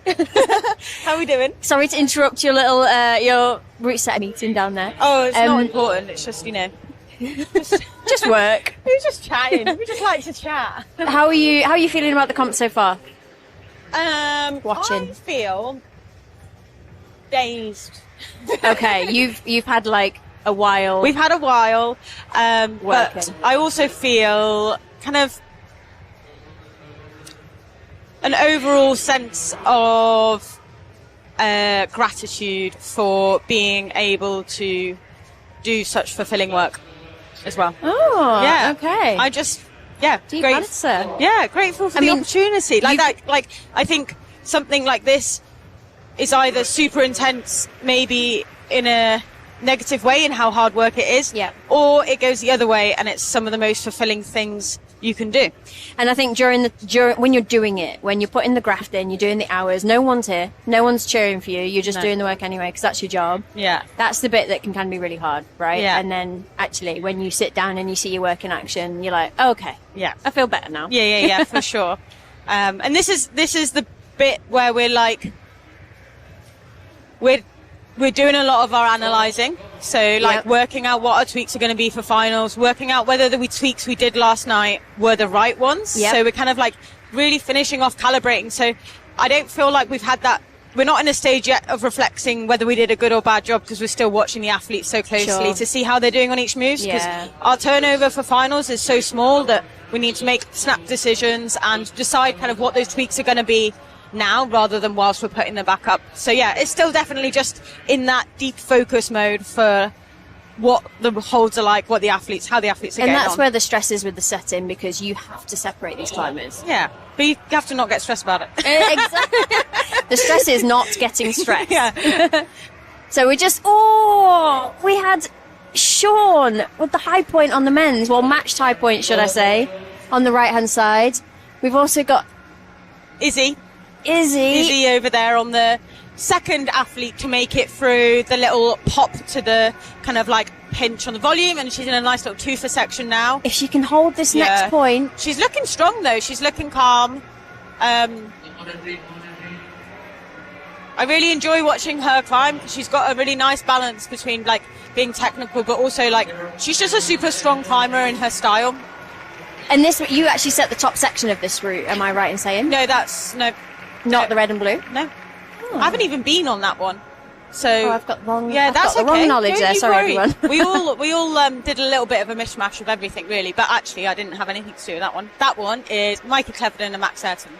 Special. Now, and it looks like at the start, it's kind of bigger holds, more powerful. And then as the wall angle starts to slack off a little bit, the holds also slack off too and disappear. And if you don't kind of like keep body tension on that top bit, it's going to spit you off. Okay. And this route is interesting because I feel like with the field that we've got, with a big, kind of quite a big range in ability. Yeah, exactly. Ability, where there had to be like definite sections of the route when we're setting it, so you kind of, and you can see that when the athletes are climbing on it. So it'll be interesting to see how they find it as we get further down the field. Yeah, and setting routes for this level of competition. Do you, for want of a better word, do you have a clue about where to start? Do you set something and then tweak the difficulty of it? Like, what's the approach as a route setter? At the start of the day, we work out, obviously, where we're starting, if it's like what round it is, what finals qualifiers. We decide roughly what grade it is, who's climbing it, in terms of the athlete, in like a little bit of chat about heights. You know, have we got anyone particularly small or particularly big, to make sure that we're catering for that range. That's why it's so nice setting for your national field, because generally you know who are the biggest and smallest. Whereas some competitions, maybe if it's a smaller one, you don't actually know the people that are competing. But beyond that, it's great. We just get free rein to try and be as creative as possible. And in terms of the level, I just feel like you, as a setter, like the more national events you do, the better you learn the level, and you just fine tune it. And then I can't even really put a grade on it because it's sort of ungradable, but you just gradually learn the level. And it's that's the bit you feel like is really interesting to learn, because when you're climbing, you get to have this awareness of moves, not necessarily whether it works or not, but how hard are you pulling? How hard are you pulling compared to the move below, or the route that you've set as the other qualifier, and things like that. So you're constantly, as you're climbing, just analysing. And that's where you need the consistency of being the route setter for multiple events. You can stay within there. Yeah, because it's really important that you can build that kind of relationship in your mind with the athletes. Or the level of the athletes. Looked like a little bit of disappointment there for Imogen Lilly on the far left, under 17. I know she would have definitely wanted to get higher than that. Just a little mistake. And I think from knowing her as she climbs in Sheffield, she was definitely had that capability within her. And Anya on the women's senior route, she placed 9th last year in the BLCCs, which is one place out of finals. It would be really great if we could actually see her pull that back into the top 8, just to give her that. She's been on this great kind of like incline. Oh, look at this on the men's semi-final. We've got a bit of beta break come from Fred. There's you spotting it on the right. I'm looking on the left. That's the problem with semi-finals. There's so much going on at once. Speaking to Kalian earlier, he did say that there was maybe 3 different ways through that crux section there. A paddle 1, 2, 3. The feet first. Obviously, Fred's opted for that, but didn't get any further than the 1, 2, 3. Yeah, exactly. So we're still seeing the same high point. The people that, to be honest, I think Fred looked not as close as the people that committed to the 1, 2, 3 and not quite stuck it. Different styles, different approaches. And like, I think big up to Kalian for putting that in there. Like, I think on lead routes, a decision-making process needs to happen. And getting to a place where we're putting more exciting moves in the British Champs is a cool place to be. It's what you're going to get on the only way stage. The athletes are going to get better at it is if we start including it. And we had obviously quite a lot of discussion about whether it was too risky, but we've done everything we can to try and like keep the move Yes. whilst making it as accessible as possible, like the big, huge tick marks on the holds, and giving them a You fairly... were feeling kind there. We're trying to. It's not in our nature, but you know. Well, let's see. We've got another 8 or 9 climbers still and some left like to come out. good names coming up. We've got Jim still to go.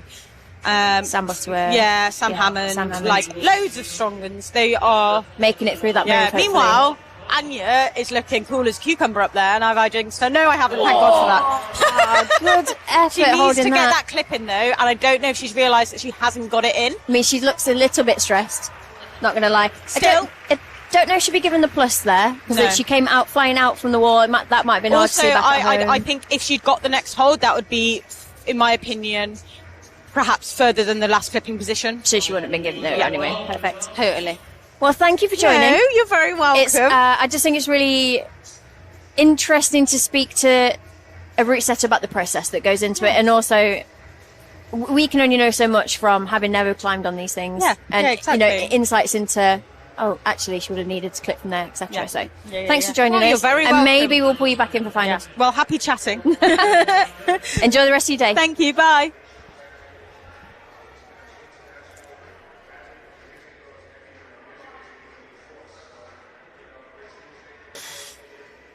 So we carry on with the action. I'm just re-finding my spot here. So we've got Maya Gallagher on the left-hand side, looking calm and collected.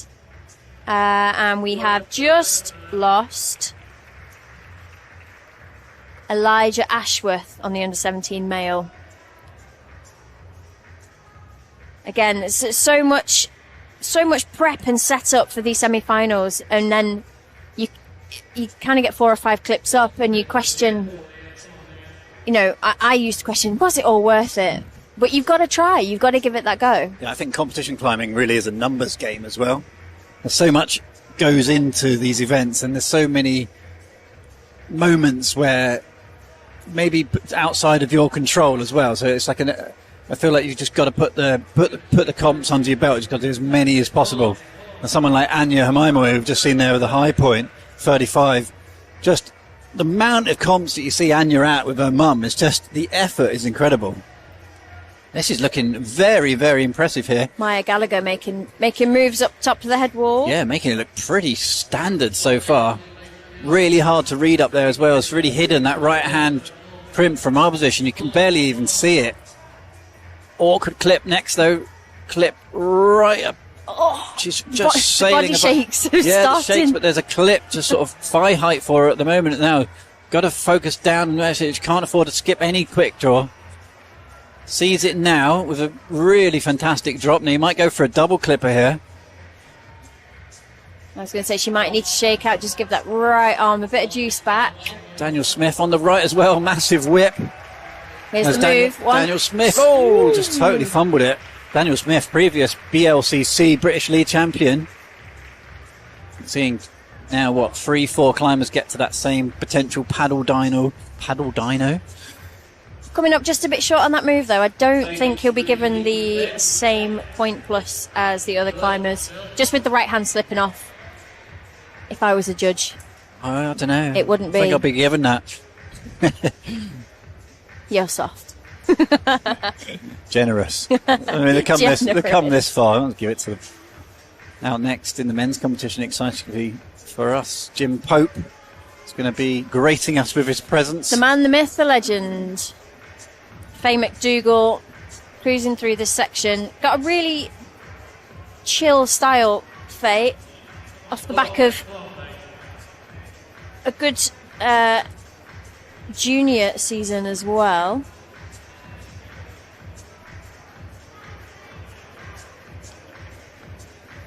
Yeah, third at the BMC's too, only 25. Faye.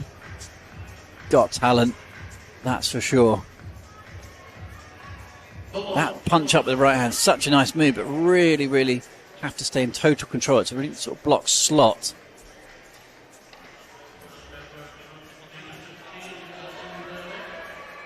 Louis Berlin starting in the under-17 males at the bottom left of your screen at the moment. You can see them right from the get-go, very awkward, that starting position for Louis. chiller here on the Tufa section for Faye as well. She's shaking out where most others have been shaking.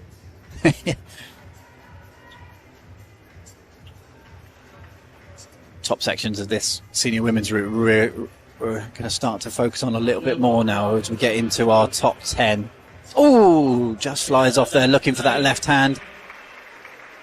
Faye McDougall actually took gold in the Youth European League Cup in Imst in September last year. I wonder if she's going to be a little bit disappointed with that. The way that she went down holding her head in her hands. Yeah. Potentially she had a little bit more there. Just missed another block slot. As bottom left of your screen, in the sort of orangey red top, Jim Pope back in competition climbing from a long break.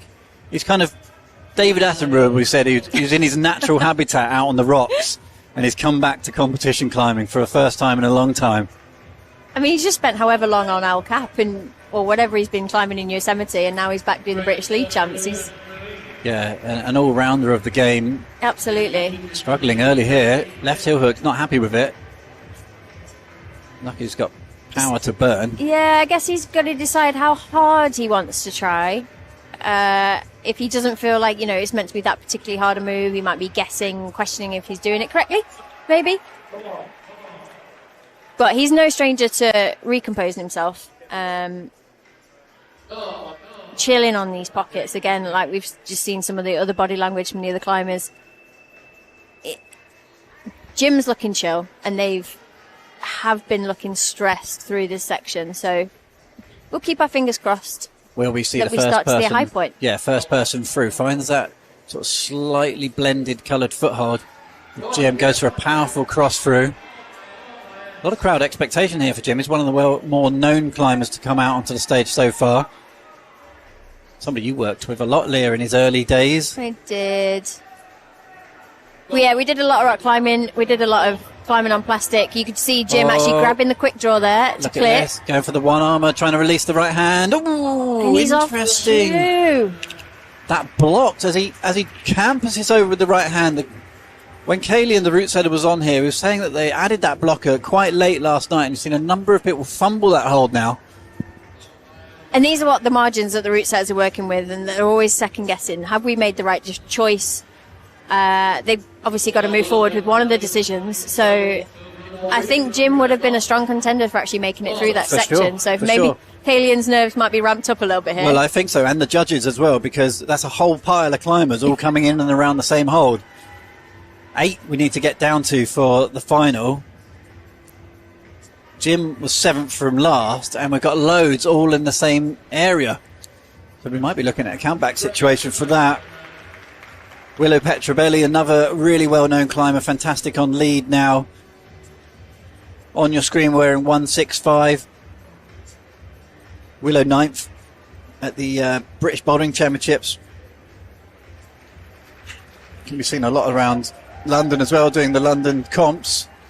Always doing well. Suffered with a few various little injuries here and there. Yeah, I think Willow's been suffering with, at least a couple of years ago, a really bad back injury. Great comeback though. Yeah, she took quite a bit of time out for, and then she has been back on the case. Really nice techers through there. Big drop knee roll through. Oh, just as I say that, looks really casual.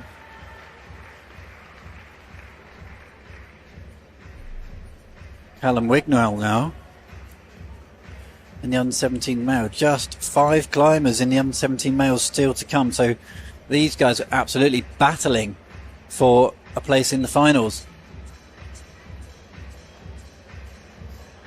And with the heightened psyche around competition climbing and the opportunity of the Olympics and whatever else, I feel like sometimes it really is a game of who can not get injured due to the training demands that's required to actually be at the top of your game.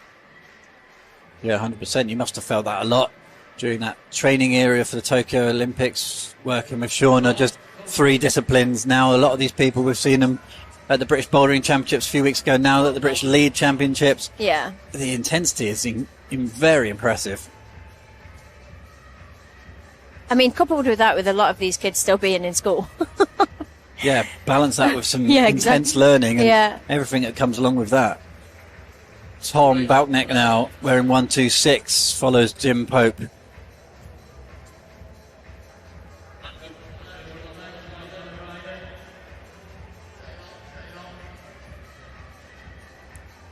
So 22 or 22 plus is that area in the men's competition that we're talking about. That is that the sort of black paddle dyno or camper section that we've seen. So Jim Pope 22 plus, Finn Kurzweil, who we saw quite early on, also on 22 plus, and then Fred Williams, who tried to go feet first through that section on 22, just below 3 climbers on 21 plus. So anybody who gets past hole 22 or makes progress to 23 currently is in for a shot at finals. Could also be a grey area for appeals, so that's also something to watch out for. We'll try and confirm any of that towards the end of the stream. But again, the BMC app will be updated with official results when it is ready. Yeah, if you do want to check out the results for yourself at home, the website is bmc.results.info. And you'll be able to see the live competitions at the moment via that website. Click on the obvious stuff that you have to click on, and you will see where the results are. Various tabs and buttons to Yeah, get through. hit some buttons and you will get through. This is looking really nice from Tom. So far to this point, looking fairly in control. Bella Ryder on the far left at the side of the wall here at the moment. Tom goes with power to the first move, has a quick look around, tries to figure out what to do. There's the 1, 2, 3, and again, same position. Let's have a look at the topo, Leo. I'm just to familiarise myself with this. So that will be a 22 plus as well. Will it? Because he was going down by that time. And this is what I mean by it might be a grey area for appeals. I would not want to be the judge or the head judge in this scenario. I wouldn't. This is a real question mark about the route setters here as well at this point, because they have put in a paddle dyno right in the meat of where all the field is start to be separated. Yeah, so Tom was given a 21 plus on the scores there. I just don't think he had enough upwards momentum off hole 22, which Jim and Finn both looked like they were really gearing up towards that 23 hold. I think it's all about kind of reading what the climbers do. It is subject to opinion, but that is why we have judges, and that's why we have an appeals process. Yeah, nobody really wants to be going to appeals at this stage in the competition, but we are looking fairly stacked around that same score for a cut-off for finals, so sucks to be a judge right now, I'm going to say. If there was a job to have, for me, it would not be the judge. Bella Ryder down after a pretty decent effort. Connie Bridgens, Another super exciting climber. yeah, cruising her way through the section. She's got her sister Izzy Bridgens coming out in a few climbers' time. Yeah, European youth champ in lead, Connie. So the experience is there. Almost because we're on home soil, I hope they come out with that same fighting kind of spirit that you get when you're at a world. You're at a different venue. It's all exciting. Yeah. Whereas we're in Manchester, we're at a familiar indoor wall. It still needs to be that same level of attack. Just about to say awkward clipping position here. She's sort of got a clip by her right foot. Hasn't been looking at it for a long time. Hasn't quite decided which hand to go or which position to go to the clip from. She's shaking her head now. A little bit of trouble here from Connie very early on the route. This is a potential very big moment in the senior semi-finals. Still looking at the draw. Not sure what to do with it. Looking up, looking down. This Gonna have to reverse a little bit here. This is gonna hurt. this predicament that she's in is a horrible one. You can't. Yeah, she's down. I was going to say, you can't move up because you can't clip, but you can't let go to clip because she looked really pumped, and that's going to hurt. Massive error. Oh, we've all been there, but not necessarily when Well, the stakes are a this competition that matters this much, yeah, for her season. Jamie Jenkins, only climber on the wall at the moment on the far right-hand side, senior male semi-final. Really good score in qualifying on the first route, a score of 40. Fourth last year. Can he get into the final and get herself a podium here, but we're looking for somebody to get past hold 22. Everybody slight waiting with bated breath here a little bit. We need to stick this flare, don't we? I say we. We're not sticking any flare moves. We're sat on the sofa watching, but we want to see something. Yeah. The fans want to see sports action here. Jamie then looking really, really comfortable at this point. But it's all about this next move. Left-hand sloper first. And then potentially feet first or campers through this next session. Grit of the teeth here from Jamie. Bumps the left hand a couple of times. Okay. Goes for the more casual so feet he's got first the 22. method. That's useful right now. At the moment, now. that's a place in the finals. Yeah. Feet first fully here, but his left hand is on. Is blocked now because he's got his left hand on it and he's his right hand there. He nearly dropped the toes. Super precarious position. What's he going to do? He's fighting. It's that temptation to stay on the wall longer, but no progress is being made. So it looks like he's going to commit. He's just dangling there now. He's just completely stuck. He's going to be out of gas entirely. Yeah. Bizarre section. But he is in joint third. But purely because he chose to feet first and take the next hold securely, which is intelligent stuff. Which is good. Oliver Phillipson in the under-17 males is the fourth last climber out. On the left-hand side, Elijah Land. Alicia Land, I'll go with. We do apologise if we get any names wrong. All at the same time. We've got pieces of paper going everywhere here. So we do have Thea Cameron on the senior women's route. And this is actually the heartbreak that I was talking about earlier. Thea Cameron came fourth last year, so she missed out on the bronze medal to Lucy Garlick. And that was due to a countback to qualifiers. So they drew in finals, they drew in semis, and in the qualifiers, Lucy just pipped her by 2 holds plus. Yeah, Thea been prioritising league climbing a lot more recently. Looking for a massive result here. Didn't do the British Championships just a few weeks ago in bouldering.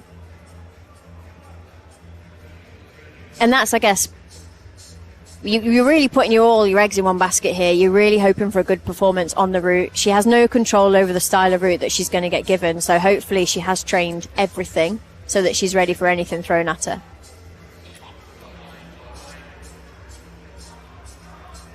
Nobody troubling the upper sections on the under-17 males route at the moment. Nobody really past, what's that, sort of halfway, really? And that is the high point, I believe. Absolutely savage under-17 male round here at the moment. It is, and I guess we do need to remember as well that it is a selection event for the juniors. Yeah. Under-17s. Proper World Cup standards. Pushing these athletes, getting them ready for the international stage. Sam Hammond starts on the right-hand far side for the senior males, as this is looking really good from Ollie. Left hand's looking fairly boxed at the moment as he holds that sort of sloping left-hand side pull.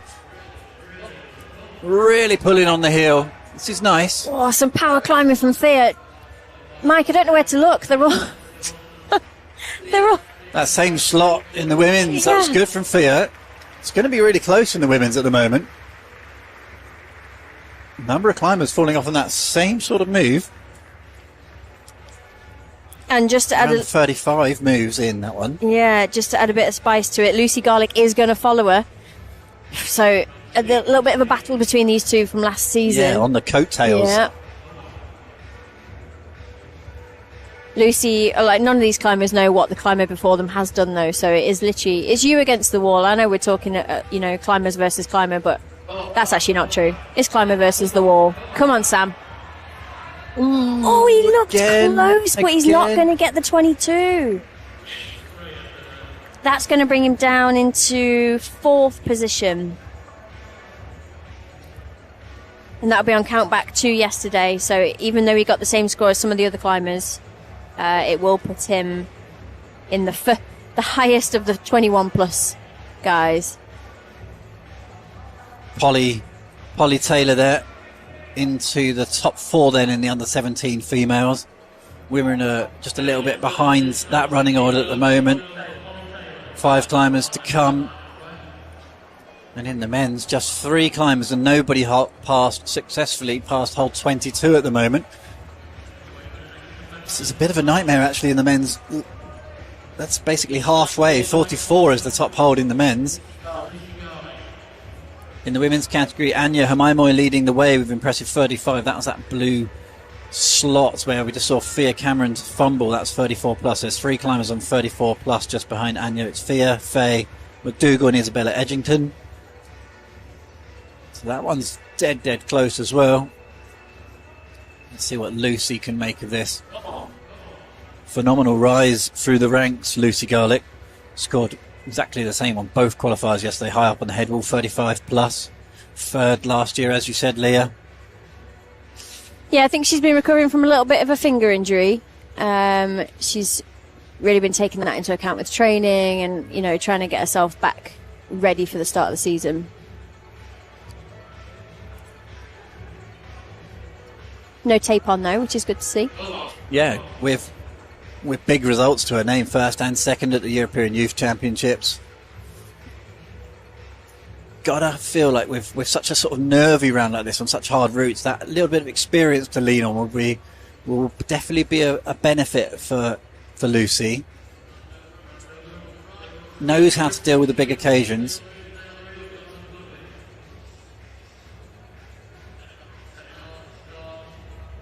Yeah, certainly looking cool. Cool as a cucumber. Hanging out in these jugs. We'll see if that's the case.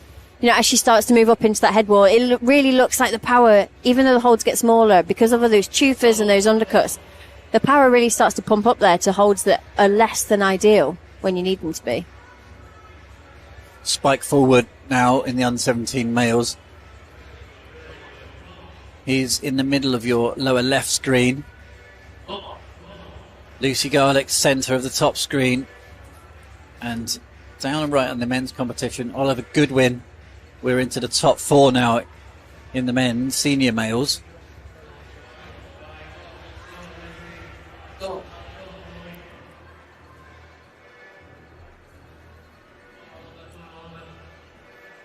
Oliver came out of the out of the gate, bolting really, just sort of flying through the first moves, looking very bouncy, very powerful. Let's have a look at Lucy Garlick. Lucy winding this up. is the next move. That's the high point there, hold 35. Right, looking strong on it as well. Oh, and manages to chill. Bit of a different pace there for Lucy. Quite a few moves still to go. Lucy's looking good. Spike just matching the high point for the under-17 men's. On the right-hand side, Oliver, can he do this move? Or are we going to have an absolute bottleneck? Fumbles it, no. That's going to be a 21 plus. Lucy clips the final. Oh, just about to say that. She went to clip the final quick draw. I was looking pretty pumped all of a sudden. Super thin moves right at the top of the wall here for Lucy. This is very impressive performance though. Just sat on that right heel. That is not a good hold for your heel as well. Very impressive. It's not though, but it is nice to see that she's trying to chill out. She's just taking her time. If she gets that clip in, she can concentrate on just getting to that top jug. So now she can put everything behind her, concentrate on the moves in front of her and go. There's no more stopping until she gets to the top. Root Set has said that the head wall is very, very thin. But interestingly, the hold there you can match with both hands. This is Lucy Garlick we're talking about. Let's go then, Lucy. Come on. Elbows coming out a bit and the right hand pings just as her hips move away from the wall. Really good battle. Definitely showed the selectors what she's made of. That would be a 42 plus, just probably. Looking into the crowd for a bit of backup from her mum to see where she's being placed. Cruised into the final. Had a little smile on her face then when I think she got a little bit of confirmation that she's doing all right.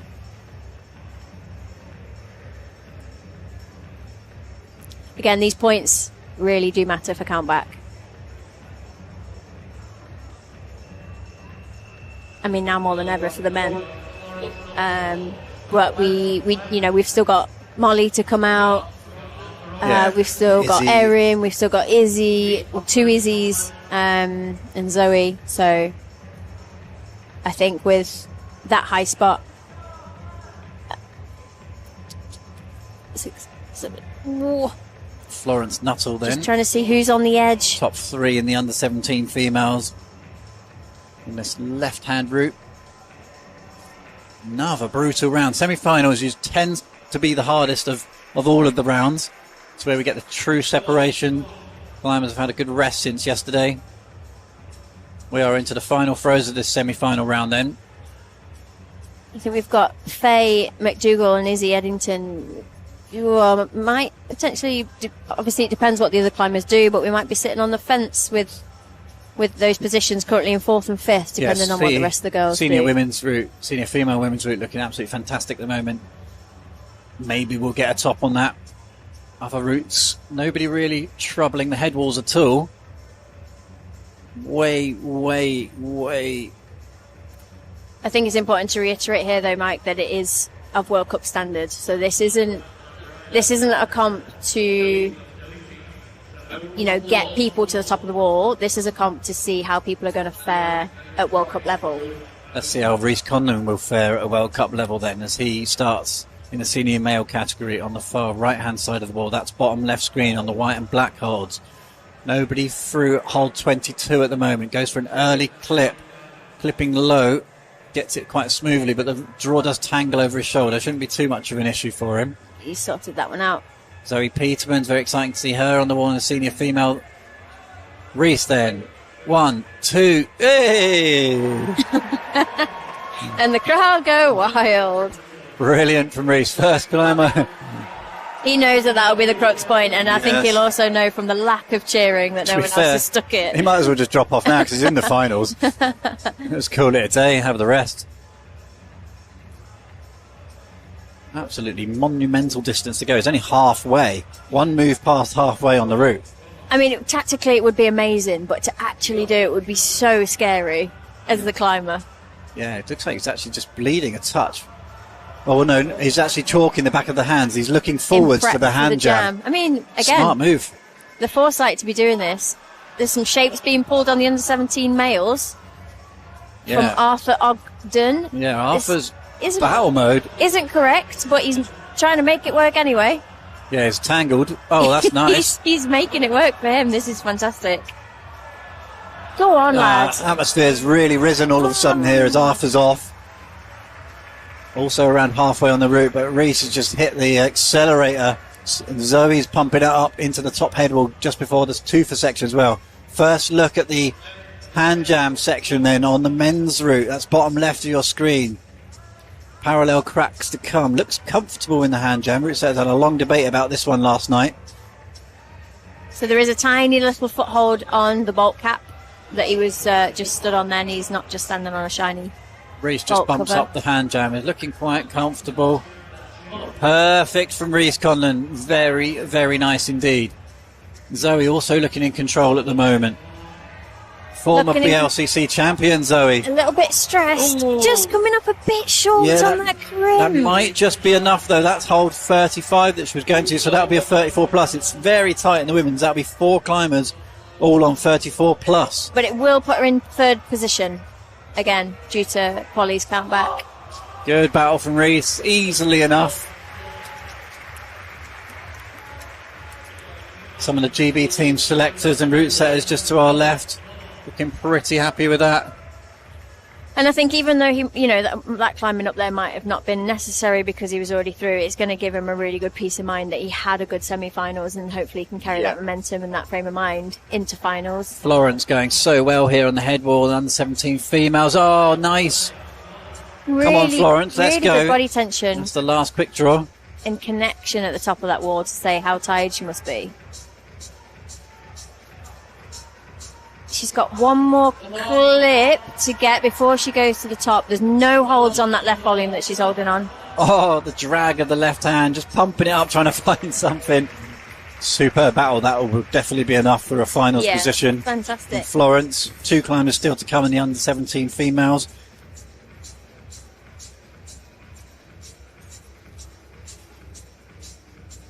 I feel like the atmosphere is really ramped up here. The climbers are coming out still thick and fast. And these last sort of 2, 3, 4 climbers throughout the categories is going to be make or break for them. Yeah, women's is really close because we've got 4 climbers tying on 34 plus at the moment, which goes down to 6th position with still 4 climbers still to come. It's going to be potentially a bit of a bottleneck there on 34 plus. Might be a countback situation for the judges to figure out there. So this is the last under 17 male. So this is Ethan Maxfield to close our under 17 category.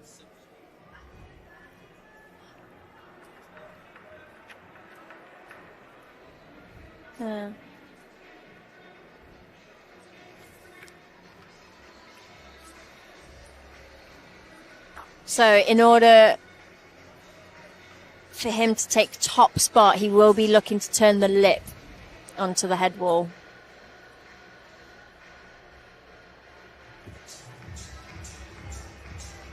And starting up in our senior women's category, we've got Izzy Bridgens.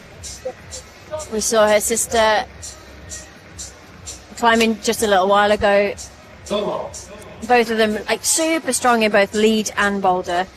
So we'll see where her fitness lies and where her route reading lies and decision making on the wall.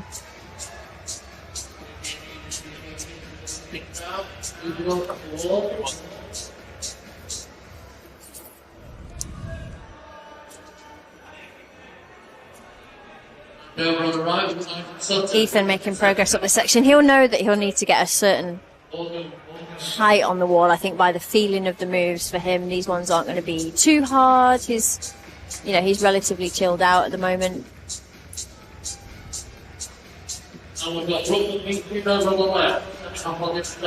Just needs to keep it calm and flow through this lower section. On that under 17 male route, Spike Forward currently leading the way alongside Oliver Phillipson with 30 plus. Looking at where that is on the wall, it's just before the turn of the angle into the head wall. Isaac Sutton starting up on the senior male. Yeah, 26/27 is where he is at the moment on that route. As Isaac Sutton starts in the senior male competition.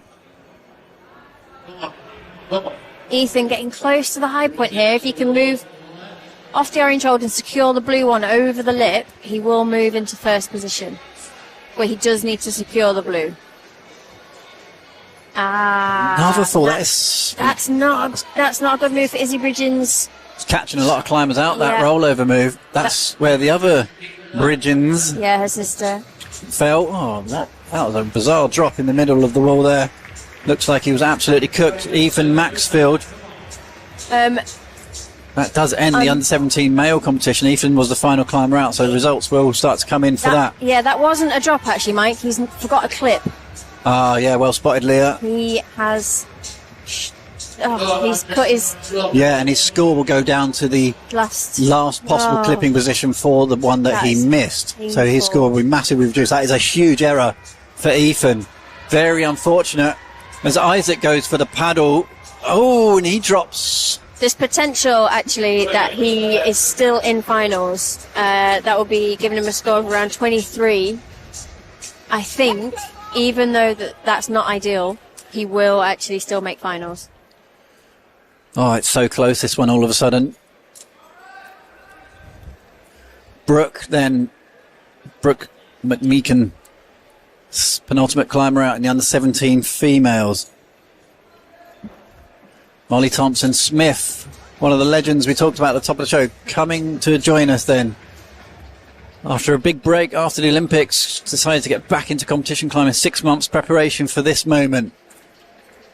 Has said that she has been training for this event. So there is, she has committed to being on form at this. She's not just rocking up off the street.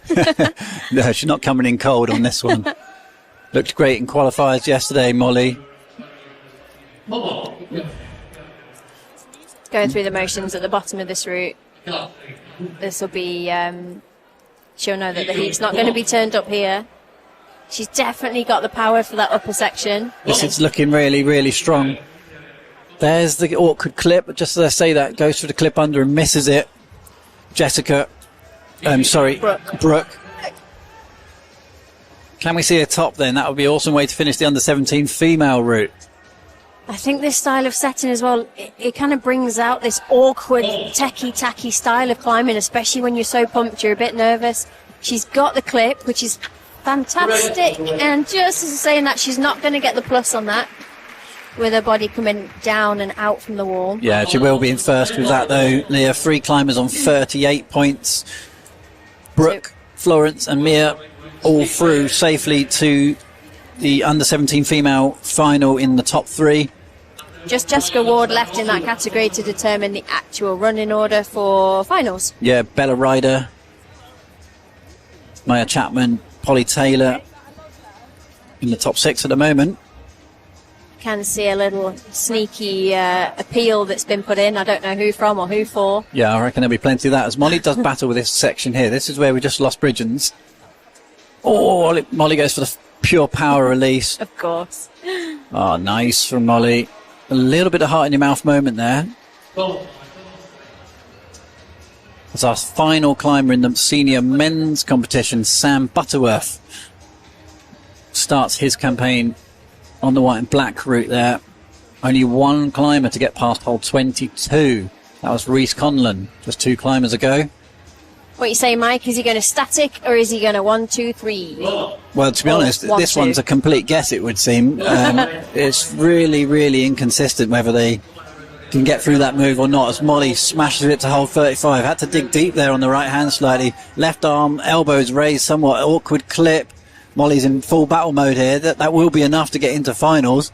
Just fumbles the right hand. Oh, it just all got a bit clogged up there all of a sudden. Looking like choosing to clip from the higher brim didn't necessarily work in her favour. Just got a little bit stressed with trying to find the right body position. Yeah, but again, should be second position like with that you said, through to finals in a cruise, and let's hope for no ties. Yeah, it'll probably be 35 plus, something like that for Molly. Yeah, 35 for Molly. Jessica Ward then the final climber out in the under-17 females. Fantastic route on the far left-hand side of the wall here at the big depot. It could work in her favour for Molly, though. There's something to be said for not coming out last in a competition. I think it just takes a few percentages of stress off you because you're not the last one to come out. Sam Butterworth looking a little bit stressed in that position. Really awkward, but just looks like he's recomposing himself on the far right-hand edge of this 55-degree overhang. Left hand up then. What's next? Doesn't look comfortable. I don't think you can on that move, but he does now. Fumbled the right hand, but still managed to have enough power to get out of jail as he hit the left hand, hold 23. So it's only the second climber to get through there. So automatically, by getting to that point, he's into finals. Great from the route set that it's actually worked that move. It's going to definitely see us spitting off whole pile of climbers all around the same move. At the moment, it's Reece Conlon, 38 plus. He will be joined by Sam Butterworth there somewhere. Jim Pope, Finley Kurzweil, Jamie Jenkins, Fred Williams, all around the 22 mark, 22 plus. As one of the superstars of the British team, international talent of Erin McNeice now starts in the senior female, second last climber out. Really exciting to see Erin in front of us here at the British Lead Championships as Sam looks like he's about to go up into this crack section. And Jessica Ward on the left, she's no stranger to competitions. I feel like if there's a competition, she is going to be there. Sam Butters just now struggling to move into this upper section. Sort of stalled out a little bit here, really not sure what to do. Right hand looks absolutely goosed at this point. Going for a sort of scrabbly match. Interesting the way that he's read that. Oh, he's surely off at this point. Done easily enough. The battle seemed a bit unnecessary, but he didn't know that at the time, obviously. No, he'll get the plus. Sam will be out second last in finals then, and it is Reece Conlon who wins the semi-final round and looked by far the best climber.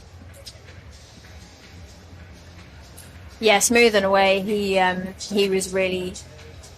As soon as he landed that move, he was collected up until the way that his arms literally gave out, whereas Sam looked like he just got a little bit flustered in that section, and there was a bit of nerves kind of got in the way, maybe with feeling like he made the wrong decision. Who knows what's going on in their mind up there? We can only be guessing at this point. Jessica Ward looking like she's on a bit of a warm-up route at the moment. Yeah, these little crimps will probably feel quite big to her compared to what she's climbing on. Looking so composed. I feel like, I don't know about you, Mike, I feel like Erin's speedometer is on the low side at the moment. Maybe because she's chill. Maybe making sure. She knows it's a relatively low-scoring round. Just needs to make sure she makes no mistakes. Climbs as well as she possibly can. She's got that power, though. This is very impressive from Jessica Ward, though. Maybe the final climber will see her top. Would that be the dream from the route setter's perspective? Last climber out, tops the route in the under-17 female. She's bottom left of your screen. Bumping to the top. She's got the thumb on the angle chain, just smooth with the right foot. This is great climbing from her, great composure. Come on. This will be a massive moment. Does going to clip the draw. That's going to give her the top. Amazing work. What a great job that is from Jessica Ward. Final climber out, tops the roof. Little wry smile on her face. Superb work from the setters as well. Here in the women's seniors, though, Erin McNeice, Olympian. Looked like multiple World Cup winner. Just enough for that move. Yes, high point. One climber still to come. Erin looking to put a marker down here for Isabella Rinaldi. Yeah, Lucy Garlick's been matching. Oh, you're right, Leah. Yeah, you're right. A little bit higher on the head wall.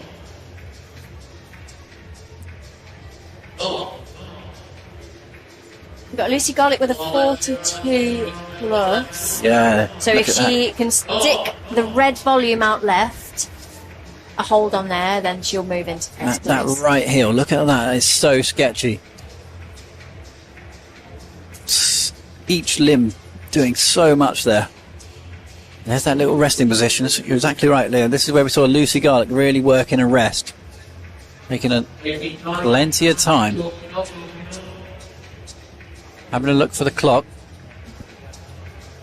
6 minutes. A little bit unsure of us due to the fact that we're running 4 climbs all at the same time. Exactly how much time she got, but someone of Erin's experience will be very comfortable with the amount of time left. Pacing this one perfectly. Looks like she's going to hit the accelerator now, though. Not coming into the side pull that Lucy did, so a little bit of a beta difference here. Route reading change. Look how bad that next hold is. She's moved into the top spot anyway. Oh, it's so grim. Come on, Erin, showing her world-class talent here. The little blow of the fingers. Looking so composed now. Little 2-finger pocket thing. It's disgusting, that next hold. Nice. Oh, yes. And the nerves can calm. Really, really good job from Erin. Bit of rope drag. Just squeeze that rope up. Good work. Erin McNeice, was it ever in doubt? If there was any questions leading into this competition here from Erin, that's certainly been answered there. Looking a bit cold as she comes down, interestingly. It's good to see her on a rope here. She chose to bow out of British champ bouldering.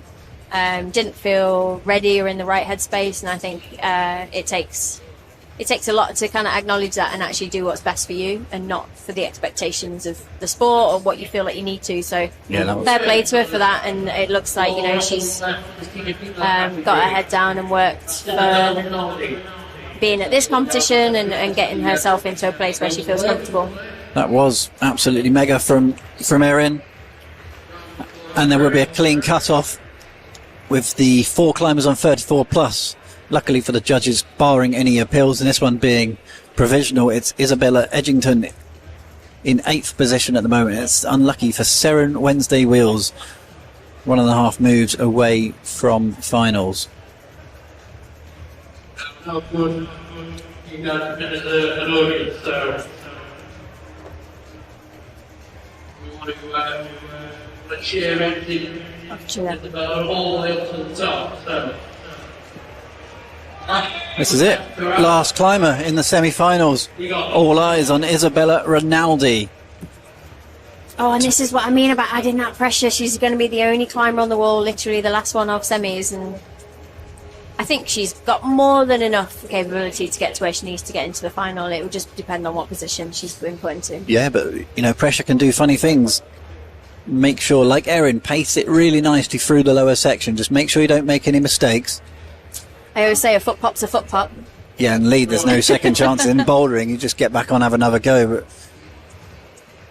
Rinaldi just going from strength to strength recently. Had this incredible moment at the British Bouldering Championships a few weeks ago with this crazy lache swing move on the fourth boulder. Nobody had done it until Isabella Rinaldi came out. It was one of the smallest climbers in the semi-final, and just, it was incredible. I feel like her body awareness for that was, she knew exactly what she had to do, and she executed fly through the air. And and then coming out here on a completely different style, creeping up a lead wall, shows that she's very all-rounded. Well, I was going to say, I think she was just about to miss a prime chance to clip there, but she caught herself. Yeah, no such mistake.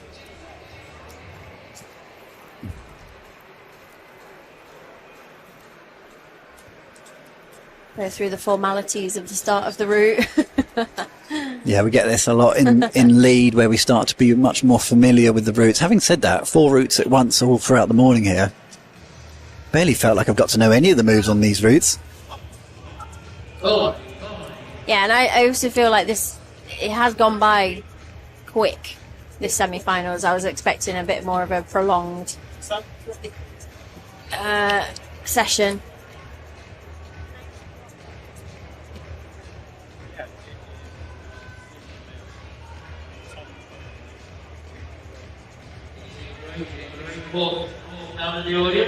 Let's see how Iggy gets on with this next move. Looking really casual on the release. We saw Molly really putting the power down on that release, and Iggy just bumps up the right hand. Clip down and right, though. We've seen one of the Bridging sisters struggling with this clip as well. Iggy's gone high as well. This could be a little bit of a moment here for Iggy. She's going to have to reverse potentially as well. Can she reach down and right? Huge upset earlier on this. All of a sudden, Iggy Rinaldi's in all sorts above her here. This is the same we saw from Izzy, isn't it? This is the same we saw from Izzy, isn't it? Yep. Again, the painful situation if you can't move up, but you can't move down. Have to hit reverse gear all of a sudden here and try and find something. Have to get creative to get this clip. She's got the beans in the tank to hang in there and figure it out, but she needs to physically be able to clip. Clipping down and right isn't working. I feel like she needs to get the rope round the right side of her right leg. Pumping out. She's pumping out. She is pumping out. Oh dear. Let me see what. She's going to need to get to hold 34 plus to get through. She's going for the big cross through. This is a moment. Desperation here from Iggy. Fumbled the clip once or twice. Whoa, gets it in. How much damage has that done though? The crowd are backing her. I mean, and she's off. Fumble of the next crimp. Oh, that's huge, Leah. That is absolutely massive, because that is only around hold 29. She needed 34 plus to go through. And all of the prep these climbers put in. It's a meltdown. We've talked a lot about clips in this competition. And again, this is the undoing of quite a few of the bigger names that you might expect or would like to see in the final. I can also confirm that there was an appeal in the senior men's category. And I apologise if I get the name wrong, but Tom Buchnet Tom has been upgraded to 22 plus, so he now sits in joint third position. Well, like we said, there was going to be appeals. There's always going to be appeals on a move like that, all in that bottleneck around that sort of awkward section of the paddle dyno. Hasn't worked that well, that section, would I say, but the margins of getting it right. When we did see climbers go through it was really impressive, but it was definitely a bit of a sticking point halfway up the route. Only 2 climbers getting through that move out of 25. That does bring us to a conclusion here.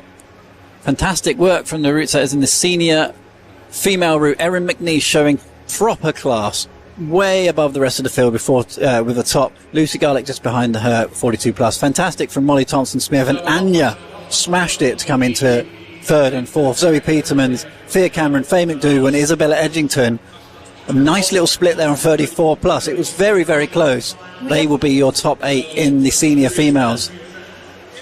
We have got a bit of a split there, but they are all still bunched up. So this finals route and the style of setting is really going to matter. This is going to put the route setters in a bit of a pressured situation to get this right. Further down, Sarah Wednesday Wills came out early and was so close to final. She's the unlucky one, dropping out of into ninth. In the senior male competition, it's Oliver Goodwin who's going to miss out on finals with 21 plus. He's going to miss out, and there's a huge pile of climbers all around that 21 plus, 22, the big setup move for the jump. Not many scorers, not many climbers troubling the upper section, but Reese Conlon looked far and away the better athlete. Cool, controlled, calm, right up into the head wall. Sam Butterworth just behind him. There's Tom, who got bumped up into the 22 plus club, and it's Isaac Sutton in 8th position. That is a judge's nightmare, that route. Around 21, 21 plus, 22 and 22 plus. I'm sure a blizzard of appeals might be coming in if that's what gets you through to the finals. Again, I think the judges are going to have a bit of a job on their hands, and it'll be really interesting to see what the route setters are pulling out the bag. If, that's the level that we can see from the senior men's route, what have they got coming out in this final round? It'll be really exciting to see. So go and check the results for yourself. It's bmc.results.info. Click on the British League Championships semi-finals. You can see that on the website there. For us, for now, that does end a rather interesting and fantastic semi-final round here live from the Big Depot in Manchester. Join us at 5:15 UK time for the under-17s final, and 6:30 we will be rolling with the seniors, and a lot of big names to come tonight. For now, go and have some lunch, and we'll see you this afternoon.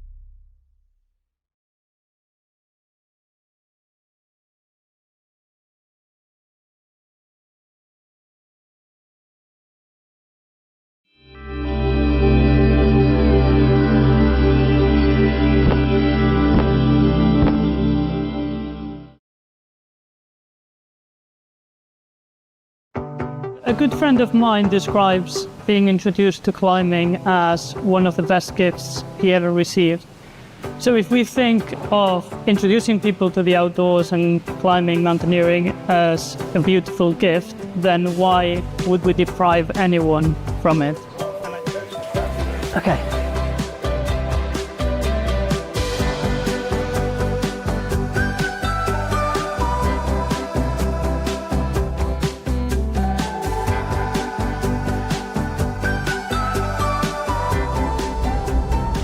Classically, moving together means a number of climbers that are moving at the same time, usually joined by a rope. Being part of the BMC is being part of a really amazing community. Every type of person, you know, from all walks of life, and everybody's included. Meeting people who share values and interests all around the world. It's brilliant to have organisations like the BMC that are able to provide spaces and resources for communities to grow. It all focuses around enabling people to do the climbing that they want to do. Try and connect with people. I think that's the most valuable thing you can do with your climbing. Share ideas, share creativity. I think it's the biggest aspect of climbing for me, is the community. Everybody is cheering for everybody. It's a really nice community to be a part of. Adventure means different things to different people. Having an enjoyment of the outdoors and having a sense of adventure, you learn to think quickly under pressure. Well, I think it's a tricky thing, because at one level you could say it's a sort of an adrenaline addiction, but I'm not an adrenaline sort of a person really. You need to be prepared yourself and sometimes taking guidance from somebody else as well. Adventure is good for your well-being. So I find myself very easily distracted on my phone, and I find that when I'm outside, when I am halfway up a cliff, when I am hiking with friends, all of that sort of takes the back seat a bit.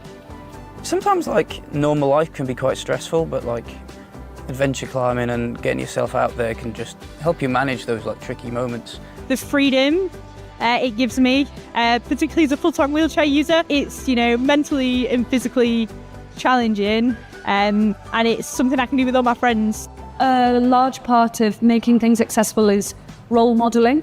You know, it's not exclusive to top climbers, it's not exclusive to competition climbers or whatever. Everybody can come and have a go. We have a part to play in breaking down the barriers that prevent people from going into the outdoors. It's lovely when we can come together from diverse backgrounds, we can come together from very different genders and ages. We're all guests anyway, whether we're in the Peak District or in the Himalaya, and part of the delight of being in places is to be with other people and involve people in the excitement that it gives me anyway. I believe that representation matters.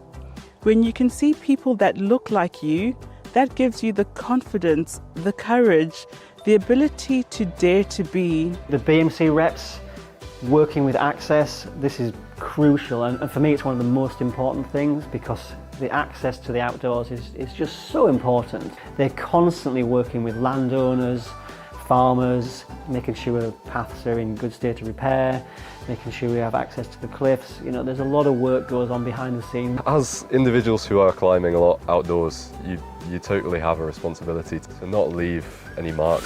These are beautiful places, and I think people should try and leave zero trace.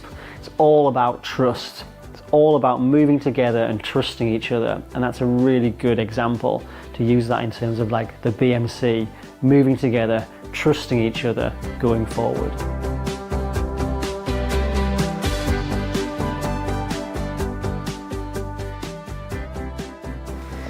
No, that was well nice. Try it. Go on. I think supporting each other, not just through climbing, but through life, is quite important.